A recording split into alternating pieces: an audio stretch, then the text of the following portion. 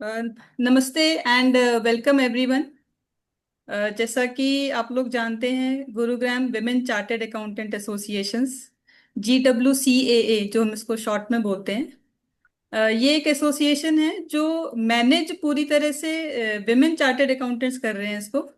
And इसमें हमारा one of the जो वर्क हम करते हैं इसमें, ये हमारा उन्नति मंच, जिसमें हम डिफरेंट टॉपिक्स पे डिस्कस करते हैं which is related to our profession. इसमें अगर हम और थोड़ा सा इसका, अगर मैं डिटेल ज्यादा नहीं बट कुछ एक दो लाइनों में ही बताना चाहूंगी कि ये हमने स्टार्ट किया, इसको फॉर्मल एक रूप दिया हमने फैब 2025 में। And the basic agenda is कि जितने भी हमारे विमेन चार्टर्ड अकाउंटेंट्स हैं, इनको, क्योंकि कई बार हमें कुछ लोगों को गैप फील होता है कि वो प्रैक्टिस में गैप आ गया उनके, या प्रैक्टिस में कैसे किसी से नेटवर्क करना है, या कोई काम अटक रहा है उसको कैसे करना है, मतलब पूरी तरह से। Wait a minute, some notification होता है ऑन द स्क्रीन। तो उसके लिए ये हमने एसोसिएशन बनाई so that we can help each other and उस कोलेबोरेट करके आपस में एक दूसरे का साथ देते हुए अपनी डेवलपमेंट करें। ये जो हमारा प्लेटफॉर्म हमने चूज किया, उन्नति मंच, ये ओपन टू ऑल है। जो भी लर्न करना चाहता है, जो भी eager to learn and grow है प्रोफेशनली, वो इसको ज्वाइन कर सकता है without any, I would say, discrimination between male female और anyone. Anyone can join. And हमारे जो स्पीकर्स भी होते हैं, बहुत ही हम, हमारी कोशिश होती है कि जितने अच्छे से अच्छे स्पीकर हम लेकर के आए। एंड उसमें एक कोशिश हमारी ये होती है और कि स्पेशली जो भी विमेन सीएस आगे आना चाहती हैं एज ए स्पीकर, उनको भी हम मौका देना चाहते हैं। तो अगर कोई भी है जो किसी टॉपिक पे डेलिब्रेट करना चाहते हैं, तो दे कैन डेफिनेटली कॉल मी और मैसेज मी और एनीथिंग। देन ये रही हमारे एसोसिएशन की बात। फ्रेंड्स, आज का जो टॉपिक हमने लिया है, that topic is very important, having regard to कि आईटीआर फाइलिंग का सेशन स्टार्ट हो चुका है। करते करते फॉर्म्स आ गए हैं, 2 और 3 भी ऑफलाइन यूटिलिटी में आ चुका है। एंड उसमें एक बहुत ही ज्यादा, पंकज जी उसको मे भी शायद अग्री करें, बहुत ही कॉम्प्लिकेट कर दिया गया एक टॉपिक है कैपिटल गेन का, जो वैसे भी कभी इतना सिंपल था नहीं, बट उसको थोड़ा सा और कॉम्प्लिकेट कर दिया क्योंकि रेट्स में चेंजेस हुए। सर, हुआ क्या कि हमारे ना व्हाट्सएप ग्रुप पे कई सारे क्वेरीज इसी चीज पे आ रही थी कि यार, ये कैपिटल गेन पे रेट कौन सा लगना है, इसको आईटीआर में कैसे दिखाना है, उसका लॉस सेट ऑफ कैसे होगा। तो एक ये डिसाइड हुआ कि क्यों ना इस पे किसी एक्सपर्ट फैकल्टी को बुला करके उनसे ही समझा जाए इस चीज को। तो इसके लिए हमारे साथ हमारे आज एक्सपर्ट फैकल्टी हैं Pankaj Saraogi sir. Welcome sir, and thanks, thank you so much कि आपने अपना टाइम हमें दिया, प्रेशियस टाइम। तो मैं सर का एक ब्रीफ प्रोफाइल रीड करना चाहूंगी। एंड आई एम श्योर कि जितने भी लोग यहाँ पे आज सुन रहे हैं, उन्होंने कभी ना कभी पंकज जी को जरूर सुना होगा। बहुत ही ल्यूसिड मैनर में सर बताते हैं, समझाते हैं। तो उनका brief, he is a chartered accountant turn advocate. He is into litigation from assessment to Supreme Court, tax advisory, and compliances. He has got more than 18 years of experience in the direct tax laws and is a ICAI member since 2007.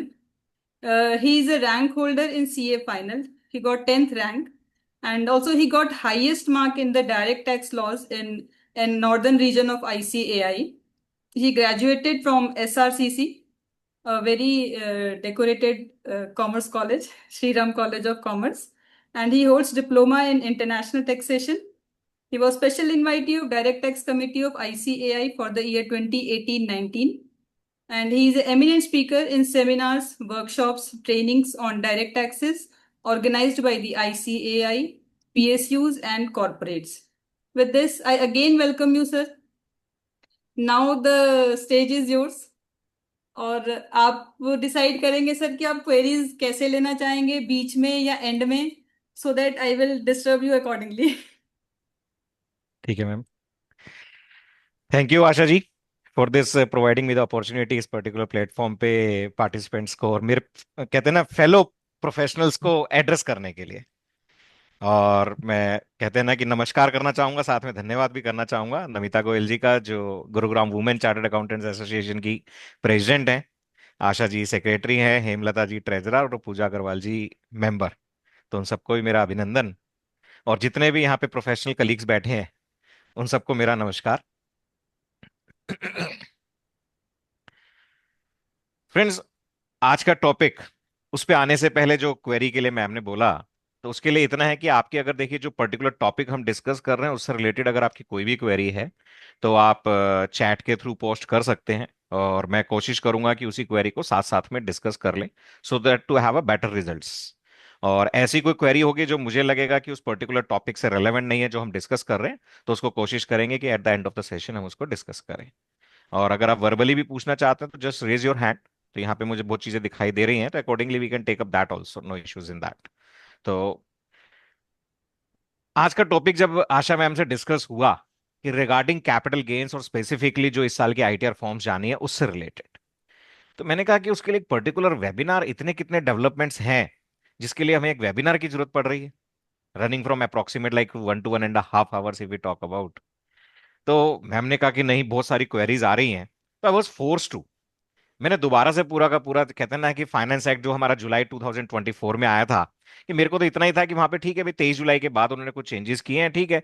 तो अब उसको दोबारा से जब पढ़ा कि हम professionals की अगर क्वेरीज आ रही हैं तो आम आदमी के लिए तो कितना होगा, तब मुझे रियलाइज हुआ कि हाँ, इसमें डेवलपमेंट्स तो बहुत सारी हैं, and there are many ifs and buts.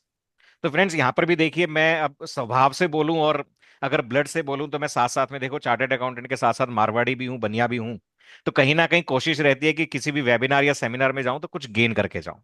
तो मेरी कोशिश ये रहेगी कि आप सबसे भी निवेदन करूंगा कि थोड़ा सा हम डिस्कशन अप्रोच रखें।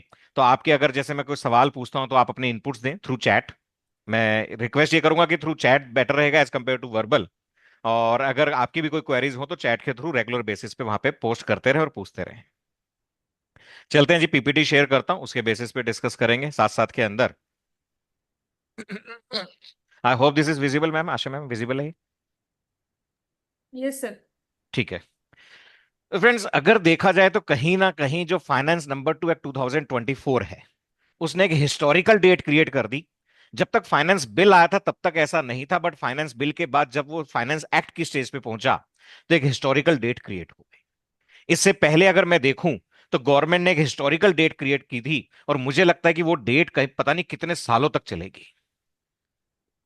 और वो डेट थी सबसे पहले जो क्रिएट हुई, दैट इज 31 जनवरी 2018। हर साल उस डेट को आईटीआर के अंदर इनकॉर्पोरेट करना पड़ रहा है, उसके लिए पूरा एक शेड्यूल देना पड़ रहा है, और वो कब तक कंटिन्यू होगा कुछ नहीं पता। इवन जो हमारा इनकम टैक्स बिल है 2025, which is plan to be effective from next financial year we talk about, वहां पर भी उन डेट्स को उनको अकाउंट फॉर करना पड़ रहा है। जब पीछे एक ऐसा डेवलपमेंट हुआ और गवर्नमेंट को पता है कि इसको पता नहीं, कहते हैं ना विरासत में चलाना पड़ेगा चलाना पड़ेगा, तो क्यों गवर्नमेंट ने इस तरीके से फाइनेंस नंबर 2 2024 में डेवलपमेंट किया कि इस तारीख को भी जिंदगी भर चलाना पड़े? But the government knows the reason. तो आप, मेरे ख्याल से फ्रेंड सबको पता होगा 31 जनवरी 2018 उस समय एक चेंज आया था शेयर मार्केट से रिलेटेड, सेक्शन 1038 बंद खत्म कर दिया था। सेक्शन 1038 में क्या था, आपके लॉन्ग टर्म कैपिटल गेन्स हो, इक्विटी शेयर्स या units of equity oriented fund जिनको बेचते समय एसटीटी पे की और subject to some other conditions also, तो उस पर्टिकुलर केस में आपके long term capital gains exempt होंगे। बट 1 फरवरी 2018 ऑनवर्ड उन लॉन्ग टर्म कैपिटल गेन्स को क्या किया गया, टैक्सेबल। उस समय 10% का रेट था, आज के दिन 12.5 कर दिया, वो हमें पता है।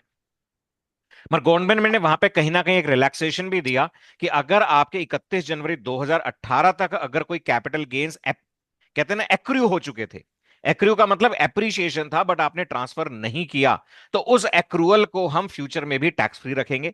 और उस पर्पज से उन्होंने कॉरस्पॉन्डिंग अमेंडमेंट करी सेक्शन 55 के अंदर, और कहा कि हम किस तरीके से उन शेयर्स की कॉस्ट ऑफ एक्विजिशन कंप्यूट करेंगे।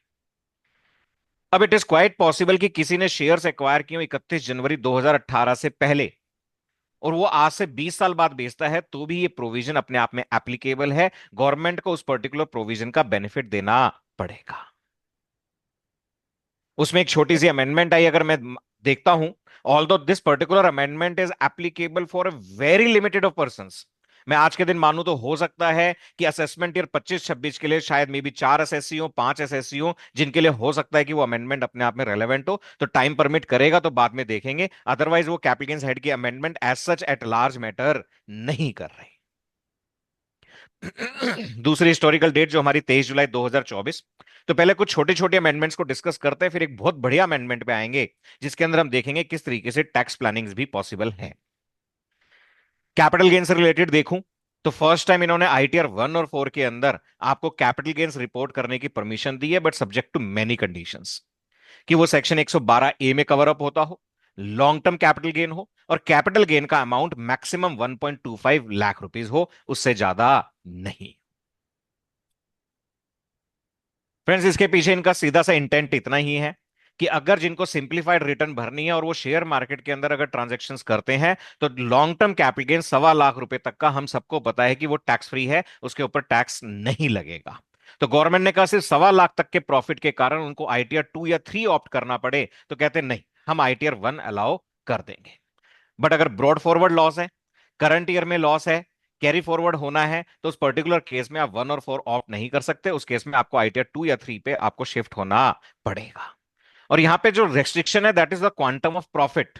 इसका मतलब सेल प्राइस, परचेज प्राइस कितना भी हो सकता है, that may be runs into crores of rupees, still you can go for ITR 1 and 4। और उस केस में भी जो आपके long term capital gains arise हो रहे हैं, वो 23 जुलाई 2024 से पहले का ट्रांसफर था या बाद का ट्रांसफर था, मैटर नहीं करेगा। पहले 1.25 लाख के आपके कैपिटल गेन्स टैक्स फ्री है। अब इसमें एक चीज का ध्यान रखना, बहुत नॉमिनल मैं कह सकता हूं केसेस आ सकते हैं इस पर्टिकुलर केस में। आईटीआर 1 इज नॉट अलाउड अगर आपकी टोटल इनकम कितनी है, 50 लाख से ज्यादा। सवाल यह कि जो ये 1.25 लाख पे टैक्स नहीं है,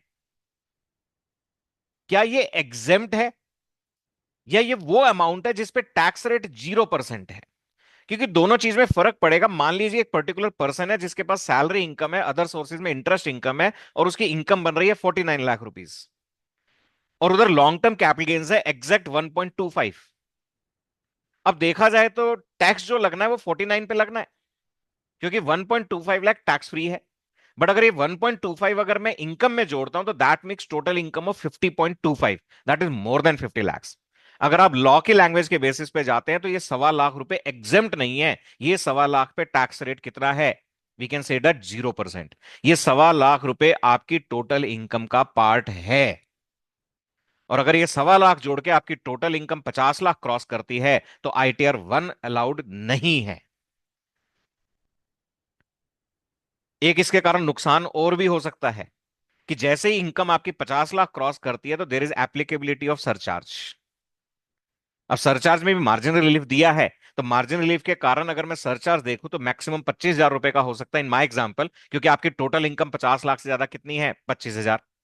बट इनडायरेक्टली देखूं तो 1.25 लाख पे क्या लग गया? टैक्स। तो that is also quite possible. तो बहुत मार्जिनल केसेस में ये इशू आएगा, हर जगह नहीं आएगा। अब इसी से दो सवाल उठ के आते हैं कि आज के दिन में देखूं तो कैपिटल गेन्स में स्पेसिफिकली फॉर फाइनेंशियल ईयर 24-25 मेरे पास कैपिटल गेन हेड में ना इतने तरीके की इनकम्स हो गई, जिन पे कितने पता नहीं रेट्स हो गए अलग अलग। अगर मैं स्टार्ट करूं एक नॉर्मल रेजिडेंट की बात कर रहा हूं, नॉन रेजिडेंट तक तो मैं जा ही नहीं रहा। आपके पास 10% रेट भी है, 23 जुलाई से पहले 112 है अगर मैं बात करूं फॉर एग्जाम्पल। 12.5% का रेट भी है, 15% का रेट भी है शॉर्ट टर्म कैपिटल गेन्स 111 है 23 जुलाई से पहले। फिर 20% का रेट भी है, और 20% के बाद नॉर्मल शॉर्ट टर्म जिसपे आपका 30% या वीकेंड से स्लैब रेट्स भी एप्लीकेबल है। तो अगर कैपिटल गेन हेड में देखूं तो मेरे पास मल्टीपल तरीके के इनकम्स पॉसिबल हैं जिन पे अलग अलग रेट्स एप्लीकेबल हैं। सवाल यह आता है कि ये क्या आपस में सेट ऑफ हो सकते हैं? सेट ऑफ से यहां पे मेरा सवाल क्या है कि अगर कोई ऐसा लॉस है, अगर वो इनकम होता तो उस पर टैक्स रेट 10% होता, और वो मैं सेट ऑफ करना चाह रहा हूं ऐसी इनकम से जिसके ऊपर टैक्स रेट कितना है? May be 20%, may be slab rates. I am talking with in the head of capital gains. अगर मैं कैपिटल गेन हेड से बाहर जाऊं तो सेट ऑफ कैसे पॉसिबल है? मेरे पास बिजनेस लॉसेज हैं, उधर शेयर मार्केट की ट्रांजेक्शन्स का प्रॉफिट है। तो सवाल ये है कि ये सेट ऑफ अलाउड है फ्रेंड्स? जब आप सेट ऑफ के प्रोविजंस पे जाते हो तो वहां पर लिमिटेड रेस्ट्रिक्शंस हैं, और उन रेस्ट्रिक्शंस के अलावा टैक्स रेट के कारण अगर देखूं तो एज सच कोई रेस्ट्रिक्शन नहीं लगा रखी। कहने का मतलब, लॉन्ग टर्म लॉस मैं किसी भी लॉन्ग टर्म कैपिटल गेन से सेट ऑफ कर सकता हूं। वो लॉन्ग टर्म कैपिटल लॉस कौन सा है? Does not make any difference. Long term capital gain कौन सा है? Does not make any difference. कौन सा से मतलब 23 जुलाई से पहले, 23 जुलाई के बाद 112 ए में कवर्ड अप है, या normal long term capital gain है, वट एवर द केस में बी। फ्रेंड्स, लॉ में कहीं पर भी रेट के बेसिस पे सेट ऑफ पे रेस्ट्रिक्शंस नहीं है। Similarly short term capital loss की बात करूं तो short term capital loss short term capital gain से भी सेट ऑफ हो सकता है, और लॉन्ग टर्म कैपिटल गेन से भी हो सकता है। Again there is no restriction. और अगर आप यूटिलिटीज में भी फिगर्स फिलअप करेंगे, चाहे आप प्राइवेट सॉफ्टवेयर पे चले जाइए चाहे गवर्नमेंट यूटिलिटीज पे चले जाइए, अगर वहां पर लॉसेज हैं तो वो लॉसेज आपकी इनकम से as per these particular two provision set off हो रहा है, उसके अंदर कोई भी प्रॉब्लम नहीं है। अब सवाल यह आता है प्रायोरिटी। भी मैं चाहूंगा कि अगर लॉन्ग टर्म लॉस है 10% वाला, तो मैं उसको सेट ऑफ करना चाहूंगा 20% से, मेरा मैक्सिमम बेनिफिट हो। अगर मेरा शॉर्ट टर्म लॉस है 111A का, जिसपे टैक्स रेट लगता, अगर लगता प्रॉफिट होता तो 15 या 20%, मैं उसको सेट ऑफ करना चाहूंगा पहले शॉर्ट टर्म गेन से, जिसपे मेरा स्लैब रेट लग रहा हो। फिर भी अगर बचेगा तो मैं सेट ऑफ करना चाहूंगा लॉन्ग टर्म कैपिटल गेन से, जिसपे 20% लग रहा हो। फ्रेंड्स, मेरा मानना है ये प्रायोरिटी भी मेरा राइट है, क्योंकि लॉ में ऐसा कुछ भी नहीं लिखा कि आपको किस ऑर्डर में सेट ऑफ करना है। बट हमें पता है कि आज के दिन इनकम टैक्स कुछ हद तक, और not only income tax, other tax laws की भी बात करूं तो are governed by another IT, and that is the utility, और you can the background software behind the tax return utilities. अगर आप गवर्नमेंट यूटिलिटीज की बात करो तो आप वहां पे priority of set of change नहीं कर सकते, आपको उसके हिसाब से चलना पड़ेगा। बट अगर प्राइवेट सॉफ्टवेयर्स की बात करूं तो वो आपको परमिट करते हैं कि आप priority of set of change कर दो। बट अगर आप priority of set of change करते हो तो प्लीज ध्यान रखिएगा, देर आर गुड चांसेस कि 143(1) में जब रिटर्न प्रोसेस होगी तो उसमें डिमांड अराइज होगी, और उस डिमांड को आपको कंटेस्ट करना पड़ सकता है। तो इस तरीके के काम तभी कीजिएगा when there is a good difference, so that जो कंटेस्ट करना है उसके एफर्ट्स जस्टिफाई हो सके। 5,000, 10,000, 15,000, 20,000 का लालच मत कीजिए, क्योंकि बाद में डिमांड आती है तो इंटरेस्ट लगता है, and we all know. Friends, हम प्रोफेशनल्स बैठे हैं, हम सबको पता है क्लाइंट को अगर 500 रुपए का रिफंड आ रहा है, वो कहेगा हाँ भाई साहब ठीक है, उसने कुछ नहीं चेक करना। बट आप जैसे ही क्लाइंट को रिटर्न भरते समय कह दो कि भाई साहब आपको 10,000 रुपए और जमा कराने, अरे भाई साहब इतना सारा टैक्स दे तो दिया, आप कह रहे हो 10,000 और जमा करा दो। और अगर रिटर्न प्रोसेस होने के बाद अगर 200 रुपए की भी डिमांड आ गई, अरे भाई साहब आपने रिटर्न भरी थी, डिमांड क्यों आ गई? अरे भाई साहब 200 रुपए की डिमांड है, मैं ये बैठ के चेक करूं कि ये कैलकुलेशन कहां पे डिफरेंस है। बट रिफंड आ जाए तो ही इज हैप्पी। तो फ्रेंड्स, उसमें एक स्ट्रेटेजी और भी होती है। कई बार आपको लगता है कि नहीं, कि हम कोशिश करके देख सकते हैं, क्या पता ये प्रायोरिटी ऑफ सेट ऑफ हमारे हिसाब से मिल जाए। तो आप क्लाइंट से रिक्वेस्ट कीजिए कि आप जो टैक्स जमा कराएं वो as per government utility calculation जमा कराएं। बट जब रिटर्न भरें तो आप प्रायोरिटी ऑफ सेट ऑफ अगर चेंज करना चाहते हैं तो कर दें, सो दैट कि जब रिटर्न प्रोसेस हो तो उस समय डिमांड नहीं आए। आपकी जो रिटर्न फाइल होगी उसमें रिफंड डिस्प्ले होगा, बट प्रोसेसिंग के अंदर वो रिफंड कितना हो जाएगा? 0। तो ये चैलेंजेस आते हैं friends. I am facing a particular situation, और असेसमेंट ईयर 24-25 की बात कर रहा हूं। शॉर्ट टर्म कैपिटल लॉस था which was set of with long term capital gains, और 143(1) में पता नहीं क्या प्रोसेसिंग हुई, और शॉर्ट टर्म कैपिटल लॉस का उन्होंने और लॉन्ग टर्म कैपिटल गेन से सेट ऑफ का बेनिफिट नहीं दिया। डोंट नो द रीजन, बस उन्होंने लिखा कि ये सेट ऑफ नहीं हो सकता, 143(1) में आ गया, we have applied for reprocess, क्योंकि लीगली वो अलाउड है। तो मे भी हो सकता है कि डिपार्टमेंट के दिमाग में हो यूटिलिटीज बनाते समय कि हम जो सेट ऑफ दे वो 10% वाला 10% से दे, 12.5 वाला 12.5 से दे, एंड अकॉर्डिंगली प्रायोरिटी। तो इट मे बी पॉसिबल कि प्रोसेसिंग के समय इस बार कुछ डिमांड्स निकल के आ जाएं। तो क्लाइंट का आप माइंड मेकअप रखिएगा। आईटीआर में देखूं तो शॉर्ट टर्म कैपिटल गेन्स 111 है, उन्होंने दो पार्ट्स कर दिए, 23 जुलाई से पहले बेचा है तो अलग, 23 जुलाई या उसके बाद बेचा है तो अलग। आप जब प्राइवेट सॉफ्टवेयर यूज करेंगे तो ऐसा चैलेंज नहीं आएंगे, क्योंकि वो आपसे पूछ लेगा, और वो ऑटोमेटिक उसकी कैलकुलेशंस कहां रिपोर्टिंग होनी है सब कुछ कर देगा। इसी तरीके से बाकी सारे कैपिटल गेन्स के लिए भी उन्होंने ब्रेकअप कर दिए हैं, जहां पर टैक्स रेट अगर देखूं तो 23 जुलाई या उसके बाद अगर डिफर कर रहा है। एक छोटा सा प्रोविजन है बाय बैक ऑफ शेयर्स। मतलब ये मुझे ना एक नए इनकम टैक्स के एरा का आगाज लगता है। 1 अक्टूबर 2024 से पहले तक अगर कंपनी शेयर्स बायबैक करती थी तो शेयर होल्डर के हाथ में कैपिटल गेन टैक्स लगता था, कंपनी के हाथ में कोई भी टैक्स नहीं था, और शेयर होल्डर को कैपिटल गेन टैक्स देना होता था as per provision of capital gains head. ये किसी और पुराने टाइम की बात कर रहा हूं, सेक्शन 46 कैपिटल ए। उसके बाद डेवलपमेंट आया बायबैक ऑफ शेयर्स में, और क्या कहा कि कंपनी को बायबैक ऑफ शेयर्स पे डिविडेंड की तरह ही टैक्स देना पड़ेगा। कहने का मतलब कंपनी इज लाइबल टू पे, और शेयर होल्डर के हाथ में बायबैक टोटली क्या होगा, एग्जेम्प्ट होगा। गवर्नमेंट को रियलाइज हुआ कि बायबैक के थ्रू कुछ नहीं हो रहा, प्रॉफिट्स को डिस्ट्रीब्यूट किया जा रहा है। अगर प्रॉफिट्स को डिविडेंड के रूप में डिस्ट्रीब्यूट करते तो शेयर होल्डर के हाथ में स्लैब रेट पे टैक्सेबल होता, बट यहां पर कंपनी बायबैक ऑफ शेयर्स पे खुद टैक्स पे कर रही है, दैट इज रिड्यूस रेट। तो इससे शेयर होल्डर को फायदा हो रहा है। इन्होंने कहा कि नहीं, अब हम बायबैक ऑफ शेयर्स के कारण भी जो पैसा शेयर होल्डर्स को मिलेगा वो शेयर होल्डर के हाथ में टैक्सेबल करेंगे, कंपनी को टैक्स पे नहीं करना। कोई बात नहीं जी, आप सेक्शन 46 कैपिटल ए वापस ले आते, मगर नहीं। क्या कहा कि अगर कंपनी शेयर्स बायबैक करेगी तो जितने रुपए में भी बायबैक होगा that will be deem to be dividend. Section 2 clause 22 के अंदर छठा क्लॉज डाला, क्लॉज नंबर एफ। अभी तक हम 5 पढ़ते आए थे, छठा डाला एफ। और gross amount of buyback will be treated as dividend. Company की बुक्स में प्रॉफिट है या नहीं है, शेयर होल्डर ने कितने रुपए में खरीदा था, कंपनी ने कितने रुपए में अलॉट किया था, उनमें से कोई भी चीज मैटर नहीं करेगी। अगर 100 रुपए का शेयर कंपनी 2 रुपए में बायबैक कर रही है तो शेयर होल्डर के हाथ में वो 2 रुपए क्या माना जाएगा, डिविडेंड। अरे भाई साहब, ये खतरनाक प्रोविजन है। अच्छा जी, अब मैंने अगर वो शेयर खरीदा था may be primary market may be secondary market 50 रुपए में, भाई साहब वो 50 रुपए की कॉस्ट का क्या होगा, कोई बात नहीं भाई साहब, उसको कैपिटल गेन हेड में लॉस क्लेम कर लेना। उसका सेल प्राइस जीरो मानेंगे और कैपिटल गेन हेड में क्या क्लेम कर लेना, लॉस। एक बार तो मुझे तसल्ली हुई, चलो अलाउ तो करा, और मैं लॉस को डिविडेंड से सेट ऑफ कर लूंगा। बट जैसे ये सवाल दिमाग में आया तो प्रोफेशनल माइंड ने जवाब दिया, नहीं, कैपिटल गेन हेड के लॉसेस आप अदर सोर्सेज की इनकम से सेट ऑफ नहीं कर सकते। मतलब आप डिविडेंड पे टैक्स रेट ले लो 30%, उधर आप बोलो कैपिटल गेन हेड में लॉसेज आएंगे उनको सेट ऑफ कर लेना।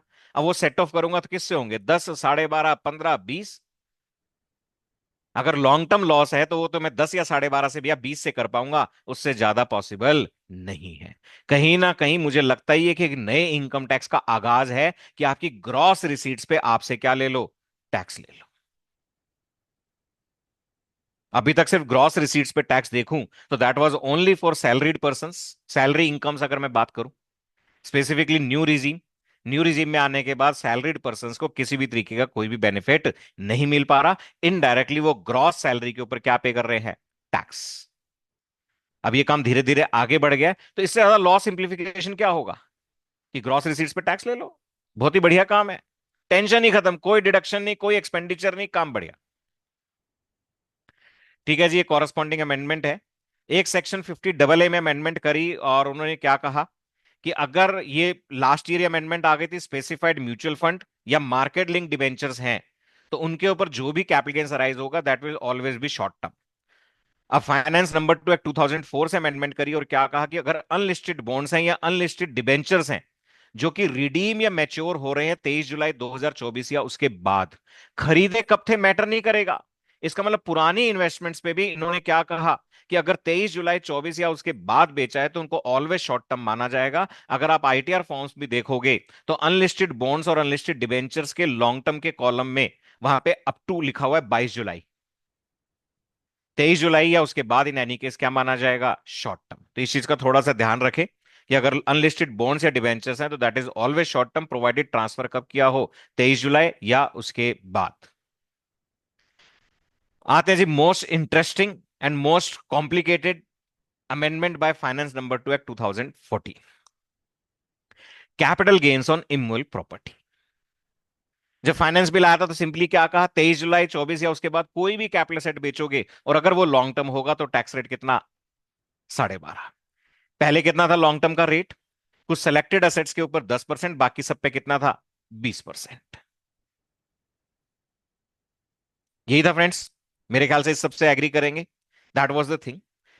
बट मार्केट से डिमांड उठी मार्केट में कौन अभी उसके ऊपर आते हैं कि नहीं जी ये तो हार्डशिप हो जाएगी, कुछ रिलैक्सेशन दीजिए specifically in case of immovable property. Government ने कहा कि ये मार्केट से डिमांड आ रही है आम आदमी की। अरे आम आदमी को तो फाइनेंस बिल समझ में ही नहीं आता, वो कहां से डिमांड रेज करेगा। फ्रेंड्स मेरा मानना है कि demand I real estate developer group से, कि अगर आप इंडेक्सेशन का बेनिफिट नहीं दोगे तो हमारा रियल एस्टेट सेक्टर इंपैक्ट होगा, वहां पे सेल्स और परचेजेस कंपैरेटिवली कम हो सकती है। गवर्नमेंट ने वो डिमांड मानी और क्या कहा, फाइनेंस एक्ट आते आते कहा कि अगर इमोल प्रॉपर्टी बेच रहे हो, वो भी कौन हो, रेजिडेंट में भी कौन हो, इंडिविजुअल और HUF, that is the condition. क्या कंडीशन है, रेजिडेंट हो, इंडिविजुअल हो या एचयूएफ हो, असेट एक्वायर किया हो 23 जुलाई 24 से पहले, और उसको अगर आप ऑन और आफ्टर 23 जुलाई 24 बेचेंगे, और अगर वो लॉन्ग टर्म है, तो उसमें हम आपको ऑप्शन दे रहे हैं, टैक्स दे देना 12.5% या टैक्स दे देना 20%। अभी देसी भाषा में बोल रहा, फिर टेक्निकल आऊंगा। तो खरीदा कब हो, 23 जुलाई 24 से पहले। अगर किसी ने मकान 23 जुलाई 24 या उसके बाद खरीदा है तो आप 20% का ऑप्शन भूल जाइए, एक ही ऑप्शन है 12.5%। बट पुराने मकान के लिए कहा कि जब भी बेचोगे, हो सकता है वो 23 जुलाई 24 को लॉन्ग टर्म ना हो, लॉन्ग टर्म कब हो रहा हो उसके बाद, बट बस परचेज आपने कब किया हो, एक्वायर कब किया हो, 23 जुलाई 24 से पहले। तो ऑप्शन दे दिया। ऑप्शन क्या दिया, पुराना लॉ फॉलो कर लो, आप इंडेक्सेशन का बेनिफिट लो, और रिजल्टिंग कैपिटल गेन्स पे आप टैक्स पे कर दो 20% plus surcharge cess as the case में भी, या आप इंडेक्सेशन का बेनिफिट मत लो और आप टैक्स पे कर दो 12.5%। ठीक है जी, अब कहने के लिए तो ये चीज बोली, पर जब इसको टेक्निकली एनालाइज करा तो पता चला है कि गवर्नमेंट बड़ा टैक्टफुली प्ले करके गई है, बहुत ही टैक्टफुली। इंडेक्सेशन के कारण हो सकता है कि मेरा कैपिटल गेन्स की बजाय कैपिटल लॉस आ रहा हो। गवर्नमेंट ने कहा सॉरी, इंडेक्सेशन के कारण अगर लॉसेस आएंगे तो लॉसेस का बेनिफिट आपको नहीं मिलेगा, लॉसेस का बेनिफिट नहीं मिलेगा। अब इसमें सवाल यह आता है कि लॉसेस का बेनिफिट कैसे नहीं मिलेगा, कि कैरी फॉरवर्ड नहीं होंगे क्या, with in that year set of कर लूं। मेरी इंटरप्रिटेशन ये है कि विद इन दैट ईयर भी वो लॉसेस सेट ऑफ नहीं होंगे। मान लो आपने 2 करोड़ में एक इमोल प्रॉपर्टी बेची, इंडेक्स कॉस्ट उसकी 2.5 करोड़ आती है, तो अगर पुराना प्रोविजन होता तो 50 लाख का लॉस होता, और वो लॉस क्या आप करंट ईयर में सेट ऑफ कर सकते हो, इन माई ओपिनियन नो। आप उस 50 लाख के लॉस को भूल जाइए। जो एक्सेल यूटिलिटी आई है फ्रेंड्स, उसमें मैंने परमुटेशन कॉम्बिनेशंस करके देखे थे, और वहां पर मैंने करके देखा तो वो आफ्टर इंडेक्सेशन जो प्रॉफिट कैलकुलेट करता है वो जीरो कैलकुलेट कर रहा है अगर मेरा लॉस है तो। आप सबको पता आज के दिन मेरे को डेट ऑफ परचेज भी डालनी पड़ती है, डेट ऑफ सेल भी डालनी पड़ती है, फिर मैं कॉस्ट ऑफ एक्विजिशन डालता हूं तो आईटीआर यूटिलिटी खुद कैलकुलेट करती है कि इंडेक्स कॉस्ट कितनी होगी, और इंडेक्स कॉस्ट के केस में वो लॉसेस को जीरो कैलकुलेट कर रहा है, नेगेटिव कैलकुलेट नहीं कर रहा।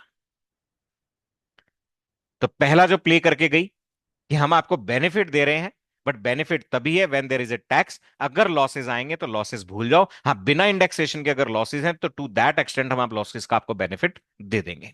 बट रियल एस्टेट सेक्टर में मुझे वो बहुत ही मुश्किल लगता है कि बिना इंडेक्सेशन के भी लॉसेस आ जाए।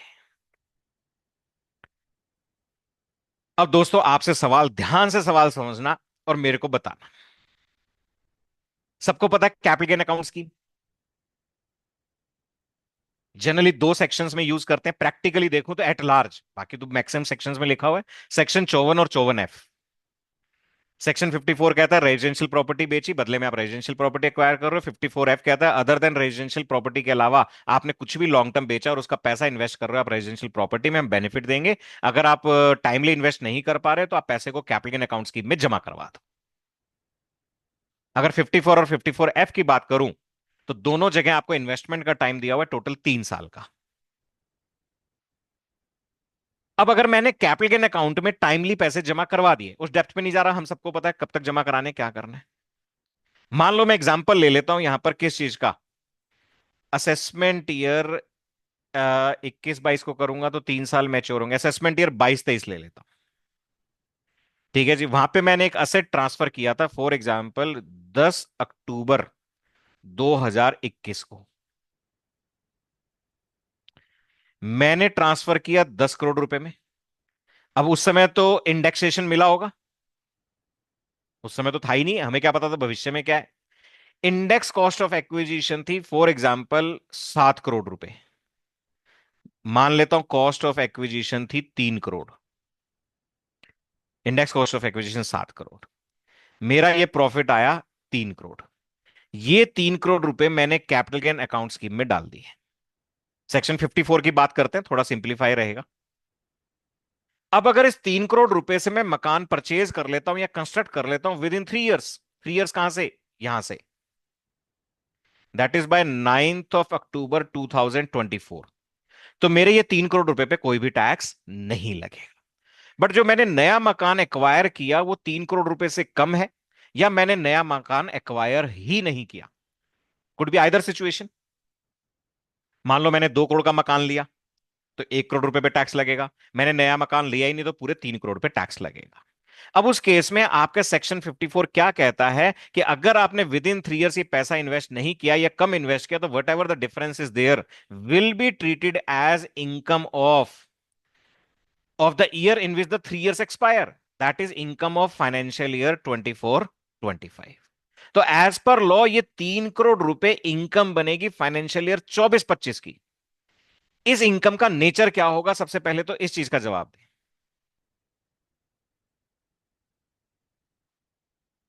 हाँ जी, इस इनकम का नेचर क्या होगा, लॉन्ग टर्म होगा शॉर्ट टर्म होगा? सेक्शन 54 में एग्जेम्पशन तभी मिलती है जब मेरा कैपिटल गेन उस समय लॉन्ग टर्म था। बिल्कुल सबका सही जवाब कि फाइनेंशियल ईयर 24-25 में भी इस इनकम को लॉन्ग टर्म ही माना जाएगा। अब मेरा सवाल यह है कि इस लॉन्ग टर्म पे टैक्स रेट कितना।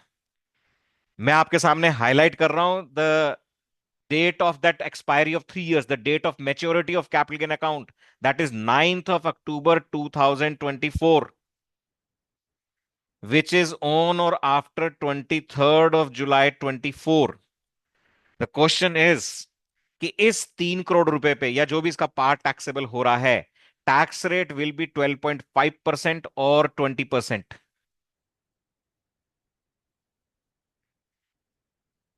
अभी तक एनोनिमसली आ रहा है कि इस पे टैक्स रेट लगेगा 20%। अब आया हमारे पास दो जनों का जवाब आया, उसमें शाशिमा जी ने कहा 12.5%। आशा जी, हम प्रोफेशनल हैं, सॉरी आपका जवाब एक्सेप्ट नहीं करूंगा, शुड बी 12.5 नहीं। हम प्रोफेशनल प्रोफेशनल्स बात कर रहे हैं, तो शुड भी नहीं, क्लाइंट के लिए हो सकता है डिस्क्लेमर लेने के लिए कि भाई साहब लगना तो 12.5 चाहिए मगर फिर भी, कि कल को डिमांड आगे पीछे पड़ जाएगा, भाई साहब आपने कहा था। रितु जी कह रही है both options are available, no, this is not the case where property is transferred after on और after 23rd of July, this is not the case. तो यहां दो ऑप्शन तो नहीं है, इट इज वेरी क्लियर। दोस्तों अगर इसमें मैं एक्ट की लैंग्वेज के बेसिस पे जाऊं तो उस हिसाब से 20% लगना चाहिए, बट उसमें भी एक डिस्प्यूट है। देखो मैं डिफेंस कर सकता हूं कि देखो जो 20% का रेट लिखा है ना, वो सेक्शन 48 में नहीं लिखा, कैपिटल गेन हेड में नहीं लिखा, सेक्शन 112 में लिखा है, जो लॉन्ग टर्म कैपिटल गेन के टैक्स रेट्स की बात करता है। और सेक्शन 112 कहता है कि अगर असेट 23 जुलाई 24 से पहले ट्रांसफर किया था तो उस पर टैक्स रेट 20% लगेगा। अब देखा जाए तो इसका कॉरस्पॉन्डिंग असेट कब ट्रांसफर किया था, 23 जुलाई 24 से पहले, उस हिसाब से जाऊं। बट क्या ये जो फाइनेंशियल ईयर 24-25 में कैपिटल गेन टैक्सेबल हो रहा है, it is because of transfer of any asset? No, this is deem to be capital gain. आप सेक्शन 54 की लैंग्वेज पढ़ोगे तो वो कहता है कैपिटल गेन अकाउंट का पैसा यूज नहीं किया तो उसको कैपिटल गेन मान लिया जाएगा। तो अगर मैं लॉ के टर्म्स में देखूं तो it is not because of transfer of capital asset but it is deem to be capital gain, which is difference from the word transfer. तो मेरा मानना है कि उस पर्टिकुलर केस में आपके ऊपर टैक्स रेट 12.5 लगना चाहिए, और अगर आप गवर्नमेंट के एक्सेल यूटिलिटीज में भी इस अमाउंट को पंच करेंगे along with the dates, it is calculating 12.5% only. अब देखा जाए तो एस एस एस सी के लिए तो बैठे बैठाए देखो कितना बड़ा फायदा हो गया। उस समय जब इन्वेस्ट किया तो टैक्स बचाया 20% और आज टैक्स देना है 12.5%, जो उसने इन्वेस्टमेंट के ऊपर रिटर्न कमाया होगा थ्रू कैपिटल गेन अकाउंट, वो अपनी जगह अलग, और बैठे बैठाए 7.5% और बच गया। और दोस्तों ये एम्बिग्विटी जो हमारी आपकी डिस्कस हुई कि 20% टैक्स लगेगा या 12.5 लगेगा, ये फाइनेंस नंबर 2 एक्ट 2024 आने के बाद हुआ। फाइनेंस बिल तक नहीं था, क्योंकि फाइनेंस बिल में तो 20% की चॉइस ही नहीं थी। फाइनेंस बिल में तो क्लियर था 23 जुलाई या उसके बाद 12.5। And friends, literally I am speaking कि जब 23 जुलाई को फाइनेंस बिल आया और on the same day we had seminar on that particular finance bill, और सेमिनार करते करते मेरे दिमाग में आया कि यहां पे तो एक बहुत बढ़िया टैक्स प्लानिंग छुपी हुई है। And friends, I did that particular tax planning, suggested tax planning to my clients even for financial year 24-25। Friends, अगले 8 दिन के अंदर और लगभग लगभग आप समझो कैपिटल अकाउंट असेसीज ने ओपन किए। 31 जुलाई ड्यू डेट थी फाइनेंशियल ईयर 23-24 के लिए। 8 दिन के अंदर कैपिटल गेन अकाउंट ओपन हुए, there was investment of approximate 20 crores in those capital gain accounts. और मैंने उनको बोला कि भाई साहब, आप री इन्वेस्टमेंट करना चाहते हो, वेल एंड गुड। नहीं भी करना चाहते हो तो आप रिटर्न कैलकुलेट कर लो, आप पैसे डालोगे और जब ये मेच्योर होंगे तो टैक्स 20 की जगह 12.5 लगेगा। फाइनेंशियल ईयर 23-24 में कोई भी ट्रांसफर था तो उस पर टैक्स रेट 20% था। और ये टैक्स प्लानिंग जो आपको यहां पे दिख रहा है कि किसी का फायदा हुआ, तो ये टैक्स प्लानिंग तब पॉसिबल थी। यहां तक समझ में आया किसी को इसके अंदर डाउट कि अगर कैपिटल गेन अकाउंट का पैसा मैच्योर होगा तो उस पर 12.5% टैक्स लगेगा, उस पर 20% नहीं लगेगा, प्रोवाइडेड वो 3 साल 23 जुलाई 24 या उसके बाद खत्म हो रहे हो। तो अगर किसी ने फाइनेंशियल ईयर 21-22 में कैपिटल गेन अकाउंट में जमा कराया, 22-23 में जमा कराया, 23-24 के लिए जमा करवाया, जिसके 3 साल अभी पूरे नहीं हुए, आगे होने हैं, तो वहां पर 7.5% का सीधा सीधा ये बेनिफिट भी है। मीनाक्षी जी का पूछना है कि अगर वो 3 साल 23 जुलाई 24 से पहले खत्म हो गए देन 20% लगेगा। आप कैपिटल गेन अकाउंट से पैसा विड्रॉ करते हो नहीं करते हो, does not make any difference. 3 साल पूरे होते ही वो मैच्योर हो गया, मैच्योर होते ही आपके हाथ में टैक्स लगेगा और वो 20% लगेगा। वहां पर आपके हाथ में 12.5% का ऑप्शन नहीं है। सॉरी, ऑप्शन क्या, 12.5% भूल जाइए, straight forward 20% is there.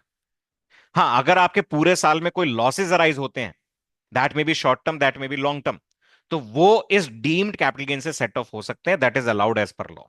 It is quite possible कि शेयर मार्केट्स में इन्वेस्टमेंट कर रखा हो, उससे शॉर्ट टर्म या लॉन्ग टर्म लॉसेज आए हो, that can be set of.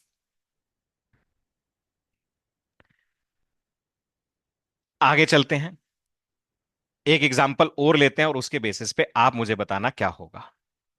मैं ब्लैंक स्क्रीन इसमें इंसर्ट कर देता हूं, उसके बेसिस पे हम डिस्कस करेंगे।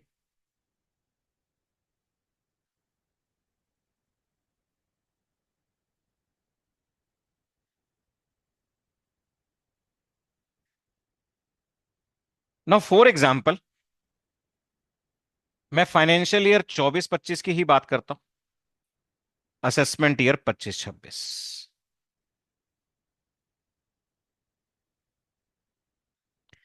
असेट ट्रांसफर किया 10 अक्टूबर 2024 को, residential house property transfer for example आपका मैं ले लेता हूं 10 करोड़ रुपए। ठीक है जी। और इसके अंदर मैं कह देता हूं cost of acquisition 1 crore, index cost of acquisition जहां तक मुझे याद है 3.63 CR, यही आएगा। अगर मैं 12.5% के हिसाब से देखूं तो मेरा लॉन्ग टर्म कैपिटल गेन आएगा 9 CR। और अगर 20% के हिसाब से देखूं तो लॉन्ग टर्म कैपिटल गेन आएगा आपका 6.37 CR। दोस्तों, कहीं गलती कर रहा हूं तो मेरे को बीच में पिन पॉइंट कर देना आप। ठीक है जी। यहां तक मेरे ख्याल से क्लियर होगा। Long term capital gain 9 crore आएगा बिना इंडेक्सेशन के, और अगर मैं इंडेक्सेशन का बेनिफिट लेता हूं तो 6.37 करोड़ आएगा। अगर मैं री इन्वेस्टमेंट नहीं कर रहा तो मेरा बड़ा क्लियर है कि जो दोनों में से मेरे लिए बेनिफिशियल होगा मेरे को वो टैक्स पे करना पड़ेगा। भी अगर 12.5% 9 करोड़ का कम है या 20% 6.37 का कम है, whichever is beneficial that I have to pay. अब पहला सवाल मेरा यह आता है कि there is a concept of surcharge.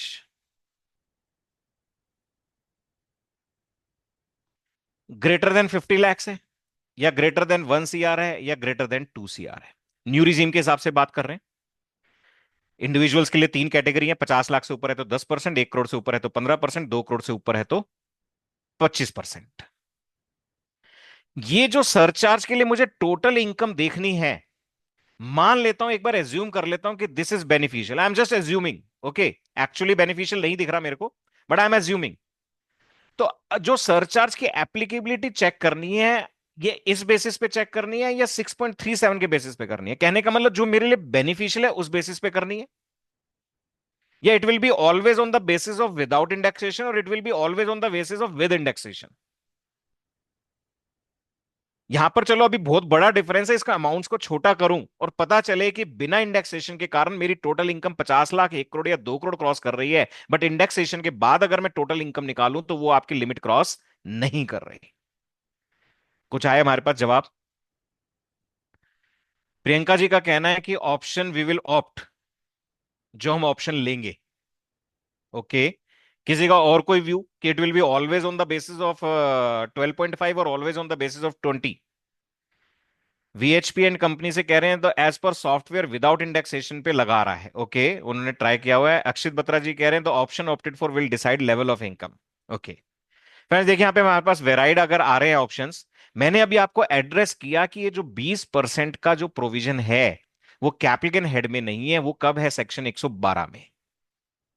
Section 112 tax computation का प्रोविजन है, इनकम कंप्यूटेशन का नहीं है।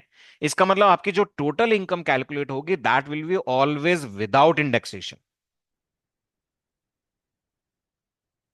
क्योंकि अगर आप आज के दिन कैपिटल गेन्स हेड अगर उठाते हैं तो वहां पे आपको इंडेक्सेशन का वर्ड ही नहीं मिलेगा, डेफिनेशन ही नहीं मिलेंगी। तो जब तक आपकी टोटल इनकम कंप्यूट होगी तब तक आप 20% भूल जाइए कि 20% का कोई कंसेप्ट है भी। तो टोटल इनकम 12.5% के बेसिस पे कैलकुलेट होगी, कहने का मतलब बिना इंडेक्सेशन के कॉस्ट लेंगे और उसके बेसिस पे डिटरमाइन होगा कि सरचार्ज एप्लीकेबल है या नहीं है। एप्लीकेबल है तो किस रेट पे एप्लीकेबल होगा। और फ्रेंड्स इसके कारण देखिए बहुत हाई पॉसिबिलिटी है कि बहुत सारे लोग सरचार्ज के ब्रैकेट में आ जाएं, बट हो सकता था कि इंडेक्सेशन के कारण पता चला कि उनकी इनकम बहुत ही कम। फ्रेंड्स इंडेक्सेशन आप सोचिए, अगर मैं 363 है फाइनेंशियल ईयर 24-25 का, that is 3.63 times as compare to 2001-2, and that could make a huge difference if I talk about. Government ने कहने के लिए टैक्स रेट कम किया है, तो माइक्रो लेवल पे हो सकता है कि बहुत लोगों को टैक्स रेट का बेनिफिट मिल जाए, बट मैक्रो लेवल पे मुझे गवर्नमेंट का कोई नुकसान नहीं दिखाई देता। अगर आप यूटिलिटीज में भी देखेंगे तो ये बिना इंडेक्सेशन के जो प्रॉफिट है उसके बेसिस पे ही सरचार्ज अप्लाई कर रहा है। साक्षी जी का कहना है एक बार एक छोटा एग्जांपल लेते हैं, उससे आपको समझ में आएगा, फिर इस एग्जांपल पे वापस आऊंगा मैं, क्योंकि एग्जांपल मैंने उस हिसाब से लिया है कि मल्टीपल सिचुएशन डिस्कस कर सकूं। फॉर एग्जांपल मैंने एक long term capital gain residential house property बेची 1 करोड़ रुपए में, जिसकी कॉस्ट ऑफ एक्विजिशन कितनी है? For example 30 lakh. Index cost of acquisition I am just assuming 90 lakhs, that is 3 times. अगर मैं 12.5% के हिसाब से कैलकुलेट करूं तो मेरा लॉन्ग टर्म कैपिटल गेन आता है 70 lakhs का, बट अगर आफ्टर इंडेक्सेशन करता हूं तो मेरा लॉन्ग टर्म कैपिटल गेन आता है 10 lakhs का। मेरी other incomes for example 20 lakh. अब देखो तो this is beneficial for me, यहां पे टैक्स कितना बनेगा? 2 लाख। और यहां पर अगर मैं टैक्स निकालता हूं तो आपका आ जाएगा 12×3 = 36, 37 और 12×4 = 48 और 50, ये आ जाएगा 8.75 लाख। तो I think obviously this is beneficial for me. देखा जाए तो 2 लाख रुपए बेटर है मेरे लिए। बट जब टोटल इनकम कैलकुलेट होगी तो total income will be 90 lakh. इस पे जब टैक्स कैलकुलेट किया जाएगा तो लॉन्ग टर्म कैपिटल गेन्स पे 2 लाख रुपए, अदर इनकम्स की 20 लाख पे जो भी टैक्स बनेगा वट एवर, स्लैब रेट्स लग जाएंगे 3 लाख, 7 लाख, 12 लाख, 15 लाख, जो भी स्लैब रेट्स हैं उसके बेसिस पे टोटल इनकम 90 लाख रहेगी। लॉन्ग टर्म कैपिटल गेन पे टैक्स 2 लाख रहेगा।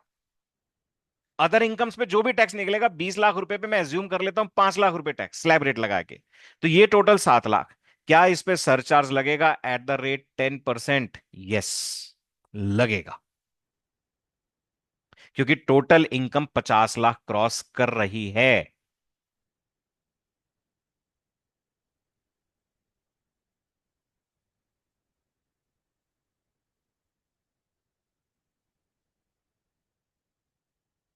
According to this it would be before indexation, even before 2024। Veena ji, मेरी आपकी बात मैं अप्रिशिएट नहीं कर पाया अभी, क्या कहना चाह रहे हैं?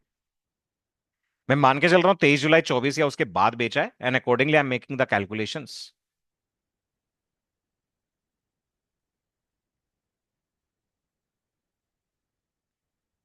यहां सरचार्ज लगेगा। अगला सवाल यह आता है कि अगर ये 90 लाख की बजाय मान लो 1.1 CR हो जाता है, ये 20 लाख की बजाय 40 लाख हो जाता है, मान लो हूं अदर इनकम 20 लाख की बजाय कितनी है, 40 लाख, पॉसिबल है? 30 लाख 40 लाख जो भी,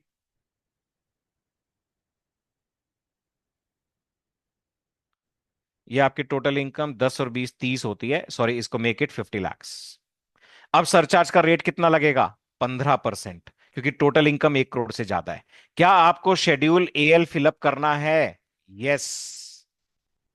ऑल दो आप टैक्स पे करोगे 10 लाख पे, 2 लाख, 40 लाख के ऊपर स्लैब रेट के बेसिस पे, बट आपको शेड्यूल एएल भरना पड़ेगा, क्योंकि total income as per law is more than 1 CR। तो ध्यान रखें, ये जो 20% का प्रोविजन है, ये कंप्यूटेशन का पार्ट, कंप्यूटेशन ऑफ इनकम का पार्ट नहीं है, कंप्यूटेशन ऑफ टैक्स का पार्ट है।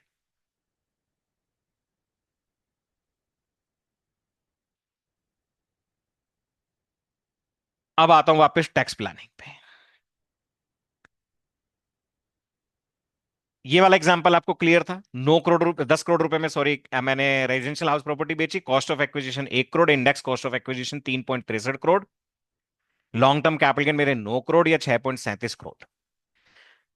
अब मान लो मैं सेक्शन 54 में री इन्वेस्टमेंट कर देता हूं।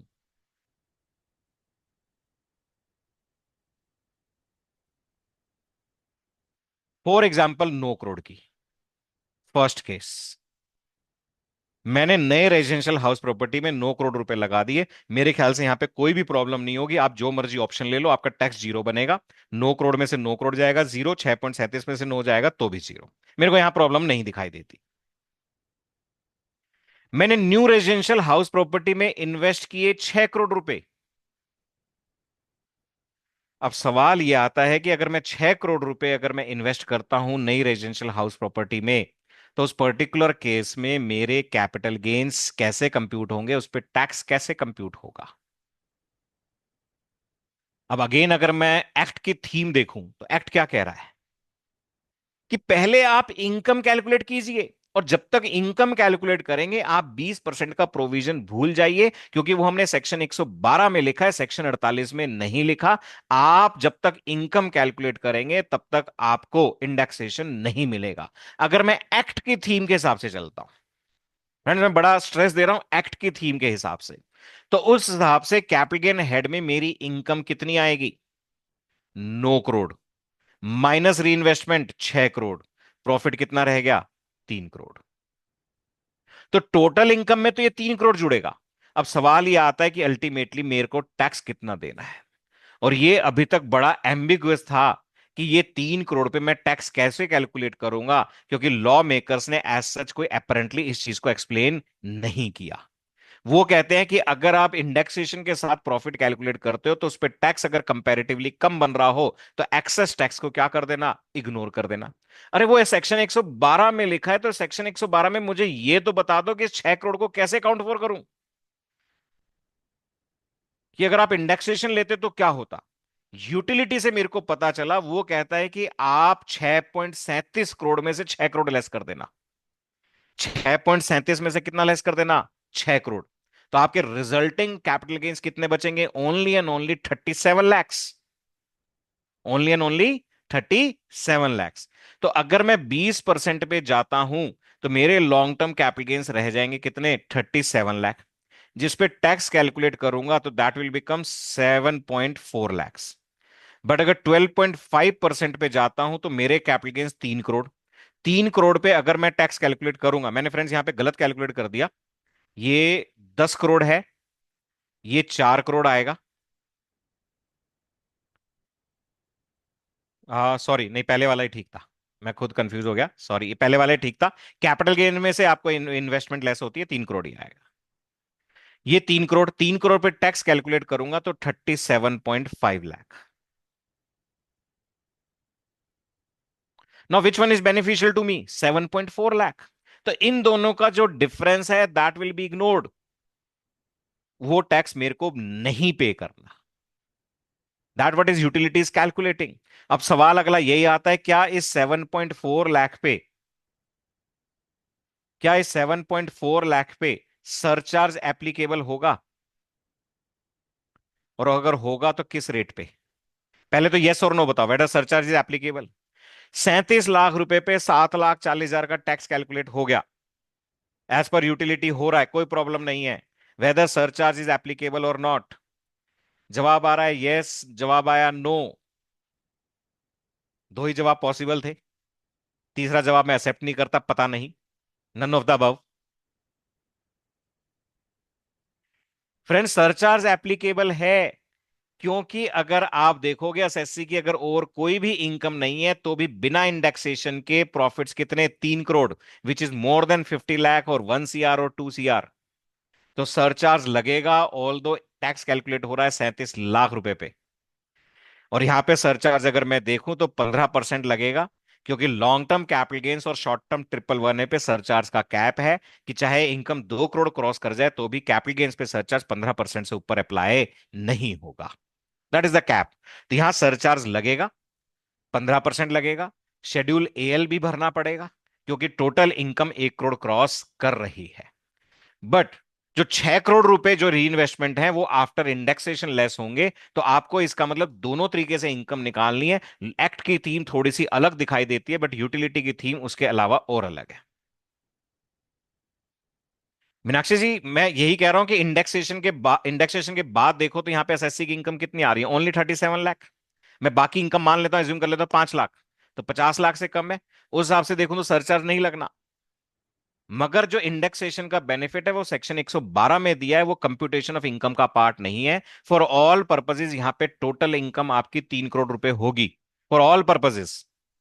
और जब टोटल इनकम 3 करोड़ होगी तो सरचार्ज एप्लीकेबल होगा।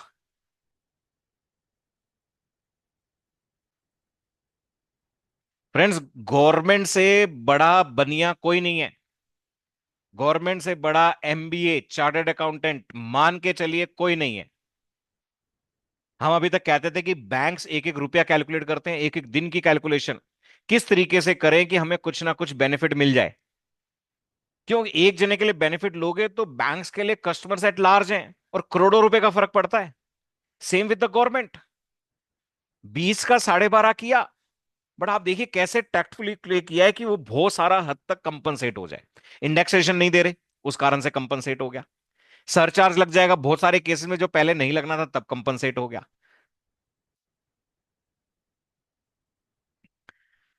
प्रियदर्शनी जी, यस, यहां पर मैंने जो एग्जांपल लिया है, चाहे आप 12.5% टैक्स पे करो, चाहे 20% करो, पूरे 6 करोड़ की री इन्वेस्टमेंट करो, सरचार्ज लगेगा। मैं आपको और आगे चलता हूं कि मान लो मैंने इसी एग्जांपल में नया रियल एस्टेट 7 करोड़ रुपए का खरीद लिया। लॉन्ग टर्म कैपिटल गेन मेरा जीरो हो गया, कोई दो राय नहीं है। गिरीश जी, जो सरचार्ज लगता है ना वो टैक्स अमाउंट पे लगता है, तो अल्टीमेटली टैक्स इज 7.4 लाख। जो अल्टीमेटली आपका टैक्स है वो कितना है? 7.4 लैक्स। तो उसी पे लगेगा।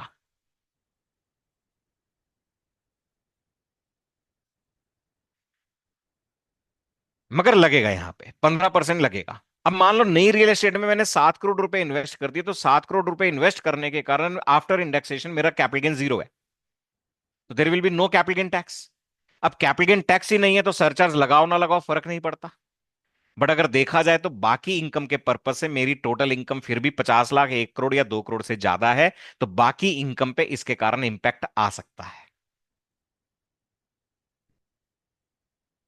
क्योंकि 7 करोड़ रुपए इन्वेस्ट करूंगा तो भी मेरा लॉन्ग टर्म कैपिटल गेन बिना इंडेक्सेशन के 2 करोड़ रुपए है। 2 करोड़ रुपए है। अब इससे एक प्लानिंग निकल के आती है। देखो ये गवर्नमेंट सब बेनिफिट्स दे रही है, सब कुछ दे रही है, ठीक है जी, आप टोटल इनकम में जो मर्जी जोड़ो, सब कुछ करो, सारे काम करो। अब मैं उसी एग्जांपल को कंटिन्यू करता हूं कि उधर मेरा लॉन्ग टर्म कैपिटल गेन आया 12.5% के लिए 9 करोड़ रुपए, और 20% वाला प्रोविजन लगाता हूं तो 6.37 करोड़ रुपीस। फाइनेंशियल ईयर 24-25 की ट्रांजैक्शन, और मेरा री इन्वेस्टमेंट का कोई प्लान नहीं है। नहीं भाई साहब, क्या करना है, रियल एस्टेट का पता नहीं, डूब जाएंगे पैसे, मुझे नहीं लगाने। अब मैं पहुंचा मेरे पास।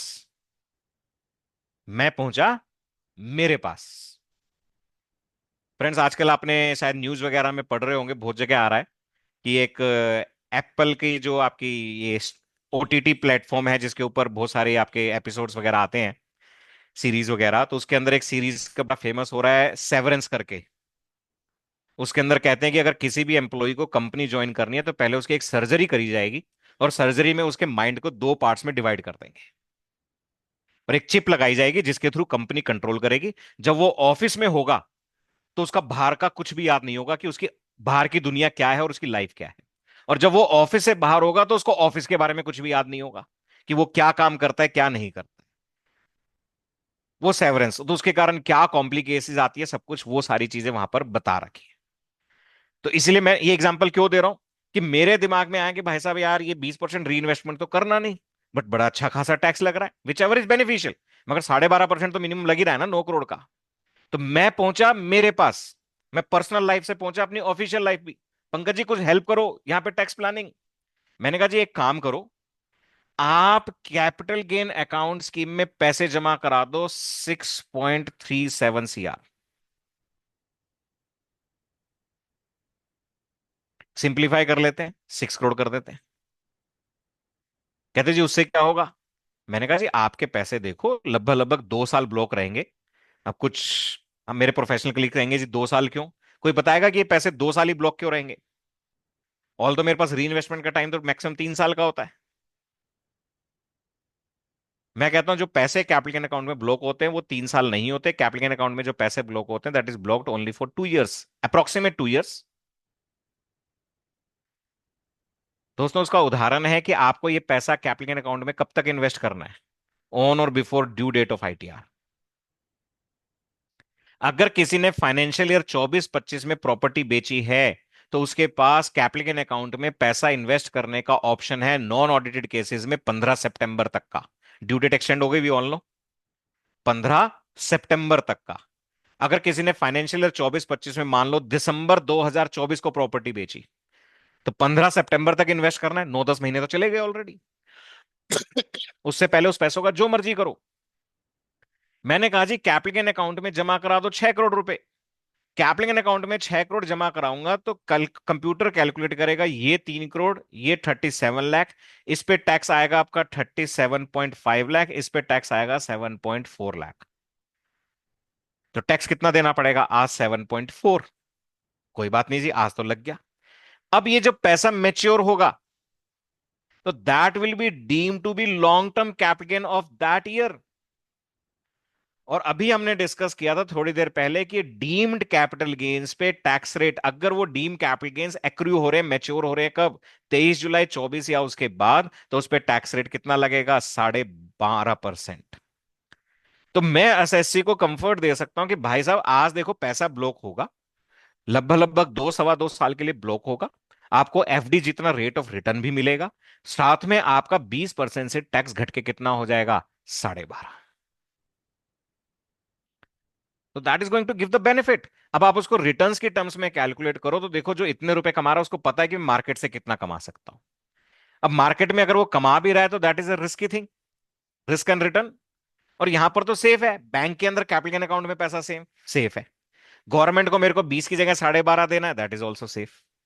तो उस पर्सपेक्टिव में देखें तो अगर री इन्वेस्टमेंट का प्लान नहीं भी है तो भी कैपिटल गेन अकाउंट में अगर आप पैसा ब्लॉक करते हो तो दैट कुड बी बेनिफिशियल। अगर 2 साल के लिए भी पैसा ब्लॉक किया तो एफडी का रेट जनरली 6.5% के आसपास, देसी तरीके से कैलकुलेट कर रहा हूं, तो 2 साल में 6.5 के हिसाब से 13% रिटर्न, 7.5% टैक्स बच गया, तो 20.5% का रिटर्न हो गया। अगर मैं इफेक्टिवली देखूं तो कहीं ना कहीं 10% का पर ईयर क्या आ गया, return, and that is risk free. और उसमें से जो 6.5% पर ईयर मिलेगा उसी पे टैक्स लगना है। जो ये 7.5% मैंने बचाया उसके ऊपर टैक्स नहीं लगना। वो 7.5% टैक्स फ्री है। तो अगर उस परस्पेक्टिव में देखो तो अफेक्टिव रिटर्न और हाई आएगा। जब भी आप रिटर्न्स कैलकुलेट करें तो नेट इन हैंड कैलकुलेट करें after paying the taxes. Then you will realise कि कितना एक्स्ट्रा बेनिफिट हो रहा है।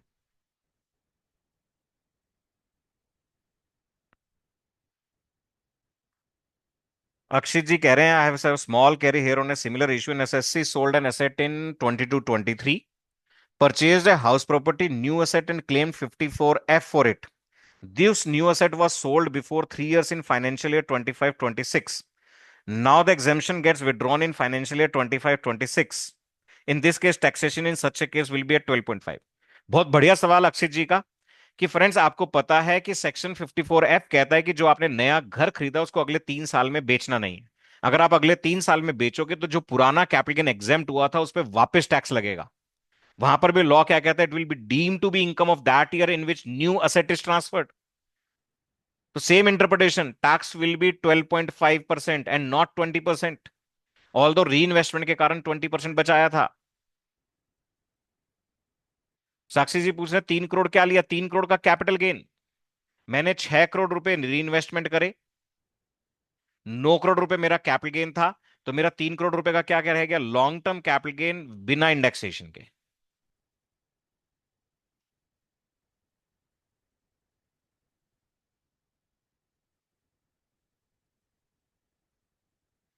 रविंद्र जी पूछ रहे हैं सेल कंसिडरेशन कब तक जमा कराना है कैपिटल गेन अकाउंट में। रविंदर जी सेक्शन 54 और 54F की बात करूं तो आपको ड्यू डेट ऑफ आईटीआर तक कैपिटल गेन अकाउंट में जमा करवाना है। 6 महीने की कंडीशन एप्लीकेबल नहीं है। 6 महीने का पीरियड किसी और सेक्शन में है, 54EC में है, वो यहां पर एप्लीकेबल नहीं होता। तो ड्यू डेट ऑफ आईटीआर तक जमा कराना है। इस साल के लिए ड्यू डेट 15 सितंबर हो चुकी है 31 जुलाई की। तो आप 15 सितंबर तक भी कैपिटल गेन अकाउंट ओपन करके अगर पैसे जमा करवा देते हैं तो फाइनेंशियल ईयर 24-25 के लिए बेनिफिट मिल जाएगा।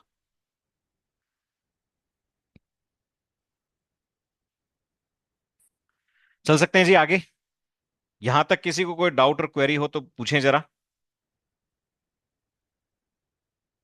अक्षय जी हमने थोड़ी देर पहले एड्रेस किया था। अक्षय जी कह रहे हैं सेक्शन 112 कहता है कि अगर असेट ट्रांसफर किया था आपने 23 जुलाई से पहले तो टैक्स रेट 20% लगेगा। ठीक है, अगर आप रिमोट देखो तो income is because of asset transferred earlier. Remote link करूं अल्टीमेट सोर्स। बट जब मैं एक्ट की बात करता हूं तो एक्ट कहता है it will be deem to be capital gain of that year. Deem to be capital gain, वो ये नहीं कह रहा असेट ट्रांसफर के कारण। दोनों चीज में फर्क है।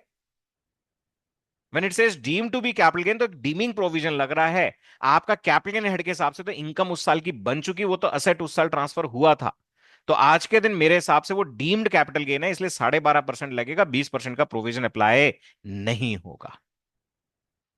और दूसरा, जब वो कोई भी आपका पुराना कैपिटल गेन वापस टैक्सेबल होता है तो जितने रुपए की एग्जेम्पशन मिली होती है उतना रुपया ही इनकम में जुड़ता है।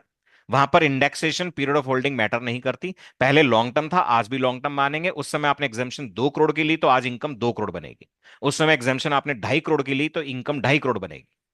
तो there is no concept of period of holding और indexation when we talk about the deem capital gains.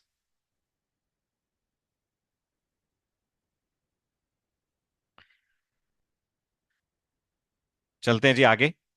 Friends ये स्क्रीनशॉट्स हैं, अगर पीडीएफ फॉर्म के देखूं तो I will show you these calculations also. मैं यहाँ पे एक बार शेयरिंग ये बंद कर रहा हूँ। गवर्नमेंट यूटिलिटी मैंने करी है यहाँ पे।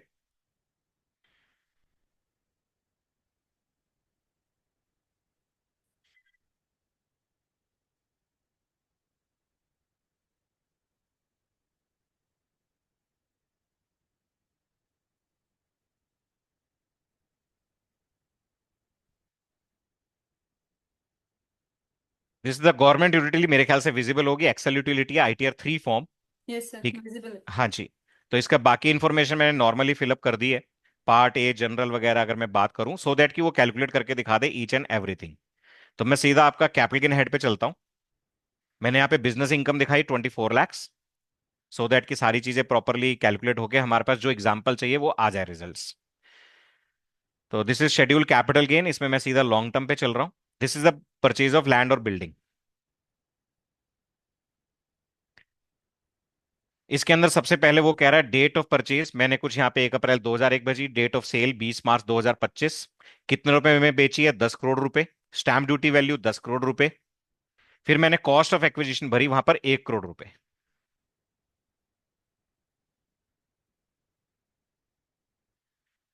इशिता जी आप मेरा नंबर नोट कर लीजिए, इसको एक बार और फोन पे डिस्कस कर लेंगे इन डिटेल मैनर। तो फर्दर हम प्रियदर्शनी जी। इसको यूट्यूब पे भी अपलोड करेंगे, तो वहां पे भी इसको जितनी बार भी ये देख सकते हैं। नहीं उनका वो थोड़ा क्या कहते हैं अंडरस्टैंडिंग हाँ इजी हो इशिता जी जाए। ना का वो एक क्वेरी पूछी थी, वो उनको क्लियर नहीं हुआ, तो शी वांट्स हाँ। टू डिस्कस इट अगेन, तो मैंने कहा फोन पे कर लेंगे उसको दोबारा यस से, कोई यस दिक्कत। यस। तो यहाँ पर मैंने कॉस्ट ऑफ एक्विजिशन ली 1 करोड़ रुपए, तो मेरा यहाँ पर इंडेक्स कॉस्ट आ गया 3 करोड़ 63 लाख रुपए। अब देखिए आगे कैसे कैलकुलेट करता है वो। उसने कहा कि टोटल बिना इंडेक्सेशन के टोटल कितना, 1 करोड़, इंडेक्सेशन का टोटल कितना, 3 crore 63 lakh, long term capital बिना इंडेक्सेशन के कितने, 9 करोड़। मेरे ख्याल से ये सबको विजिबल होगा, थोड़ा छोटा है गवर्नमेंट यूटिलिटी की। और आगे देखता हूं तो अगर मैं ये आफ्टर इंडेक्सेशन कहता है आपका कैपिटल गेन होगा 6 करोड़ 37 लाख। मैंने कहा मैंने री इन्वेस्टमेंट किया सेक्शन 54 में 6 करोड़ रुपए। जैसे ही मैंने इसको 6 करोड़ रुपए करा,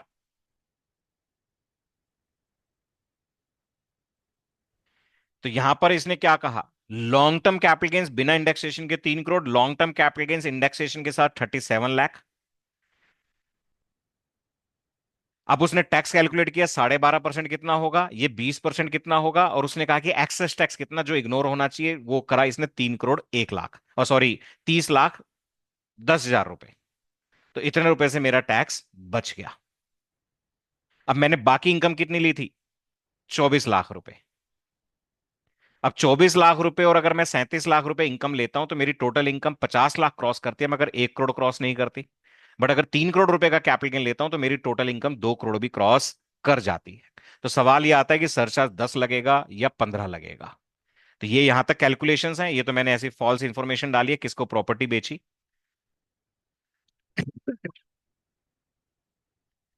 अब देखो आपका शेड्यूल एसआई दिखाते हैं आपको, शेड्यूल एसआई।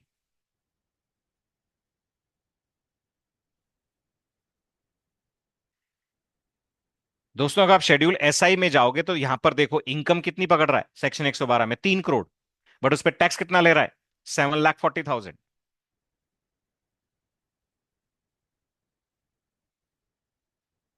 आओ टैक्स ऑन टोटल इनकम पे, this is total income and then tax on total income. ये 24 लाख ले रहा है, ये देखिए यहाँ पे 3 करोड़, 3 करोड़ लेते ही ये टोटल इनकम कितनी बना रहा है, 3 करोड़ 24 लाख रुपए। 3 करोड़ 24 लाख पे जब ये टैक्स कैलकुलेट करता है तो वो कहता है 24 लाख पे टैक्स कितना, 4,10,000, 3 करोड़ पे टैक्स कितना, 7,40,000, टोटल टैक्स कितना, 11,50,000। और अगर आप 11,50 पे कैलकुलेट करेंगे तो यहां पर देखिए सरचार्ज कितना लगा रहा है, 15%। ये 15 ही निकलेगा शायद, that we need to calculate, that we need to check. मगर उस हिसाब से देखूं तो 10% होना चाहिए था, 11,50,000 पे अगर 10% निकालता हूं तो 1,15,000 बनता है। बट यहाँ पे ये सरचार्ज कैलकुलेट कर रहा है 1,72,500। उसके बाद आपका सेस वगैरह ये सब चीजें एप्लीकेबल है, दैट इज वेरी, वो तो आप सबको पता है। इंटरेस्ट कैलकुलेट कर रहा है। अब जब मैंने इसको सेव करने की कोशिश करी, टैक्स कैलकुलेट करने की कोशिश करी, तो इसने एरर दिखाया और इसने क्या कहा कि शेड्यूल एएल फिलअप करना मैंडेटरी है आपके लिए। शेड्यूल एएल तभी फिलअप होगा जब इनकम 1 करोड़ से ज्यादा। अगर मैं इंडेक्सेशन के साथ देखूं तो मेरी इनकम 1 करोड़ से कम है, मुझे शेड्यूल एएल यहां पर नो करना पड़ा, ये जीरो फिलअप करने, उसके बाद ही इसने रिटर्न को सक्सेसफुली वैलिडेट किया, उससे पहले वैलिडेट नहीं करा। तो दोस्तों फॉर ऑल पर्पसेस अगर मैं देखूं तो टोटल इनकम के अंदर बिना इंडेक्सेशन के कैपिटल गेन्स अकाउंट फॉर होंगे, accordingly you have to take all the decisions and calculations. But जब तक री इन्वेस्टमेंट की बात है तो री इन्वेस्टमेंट की स्टेज आपकी टोटल इनकम निकालने से पहले है। तो ये टैक्स प्लानिंग आप देख सकते हैं किन क्लाइंट्स ने ड्यूरिंग द ईयर 54 या 54F से रिलेटेड कैपिटल गेन्स आ रहे हैं, तो आप उनको सजेस्ट कर सकते हैं कि कैपिटल गेन अकाउंट में री इन्वेस्टमेंट करके आप सेविंग्स कर सकते हैं। ऑल्दो आपकी री इन्वेस्टमेंट इन हाउस प्रॉपर्टी को ऐसा कोई भी इंटेंट नहीं है।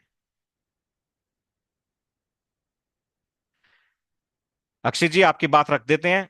अक्षय जी कह रहे हैं कि डीम्ड कैपिटल गेन्स के लिए क्या हम ये सेम काम कर सकते हैं? बिल्कुल कर सकते हैं, क्यों नहीं कर सकते? अभी लो, 1 मिनट लगेगा उसके अंदर।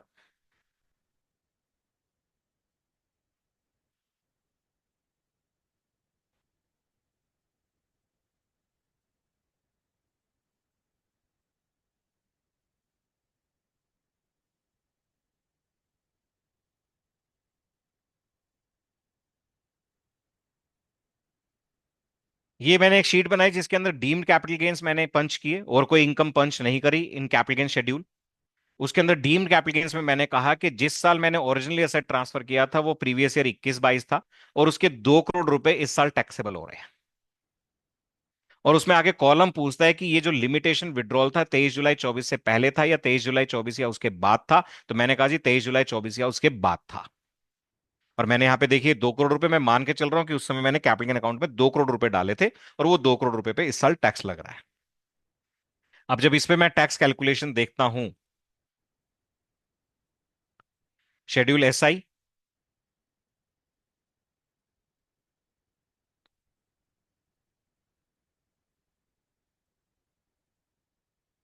शेड्यूल SI में अगर आप देखते हैं तो यहां पर आपको डीम्ड कैपिटल गेन्स ये रहा। आप 2 करोड़ पे देखिए 12.5% के हिसाब से कितना बनता है, 25 लाख। ऑल दो मैं खुद कह रहा हूं 21-22 का असेट था जिसके कैपिटल गेन अकाउंट इस साल जाके टैक्सेबल हुए हैं, और वहां पे मेरे को सिर्फ इतना बताना है कि मेच्योरिटी कब की थी। और जैसे ही मैंने कहा मेच्योरिटी 23 जुलाई या उसके बाद, तो वहां पे टैक्स कैलकुलेट हुआ है आपका 12.5%।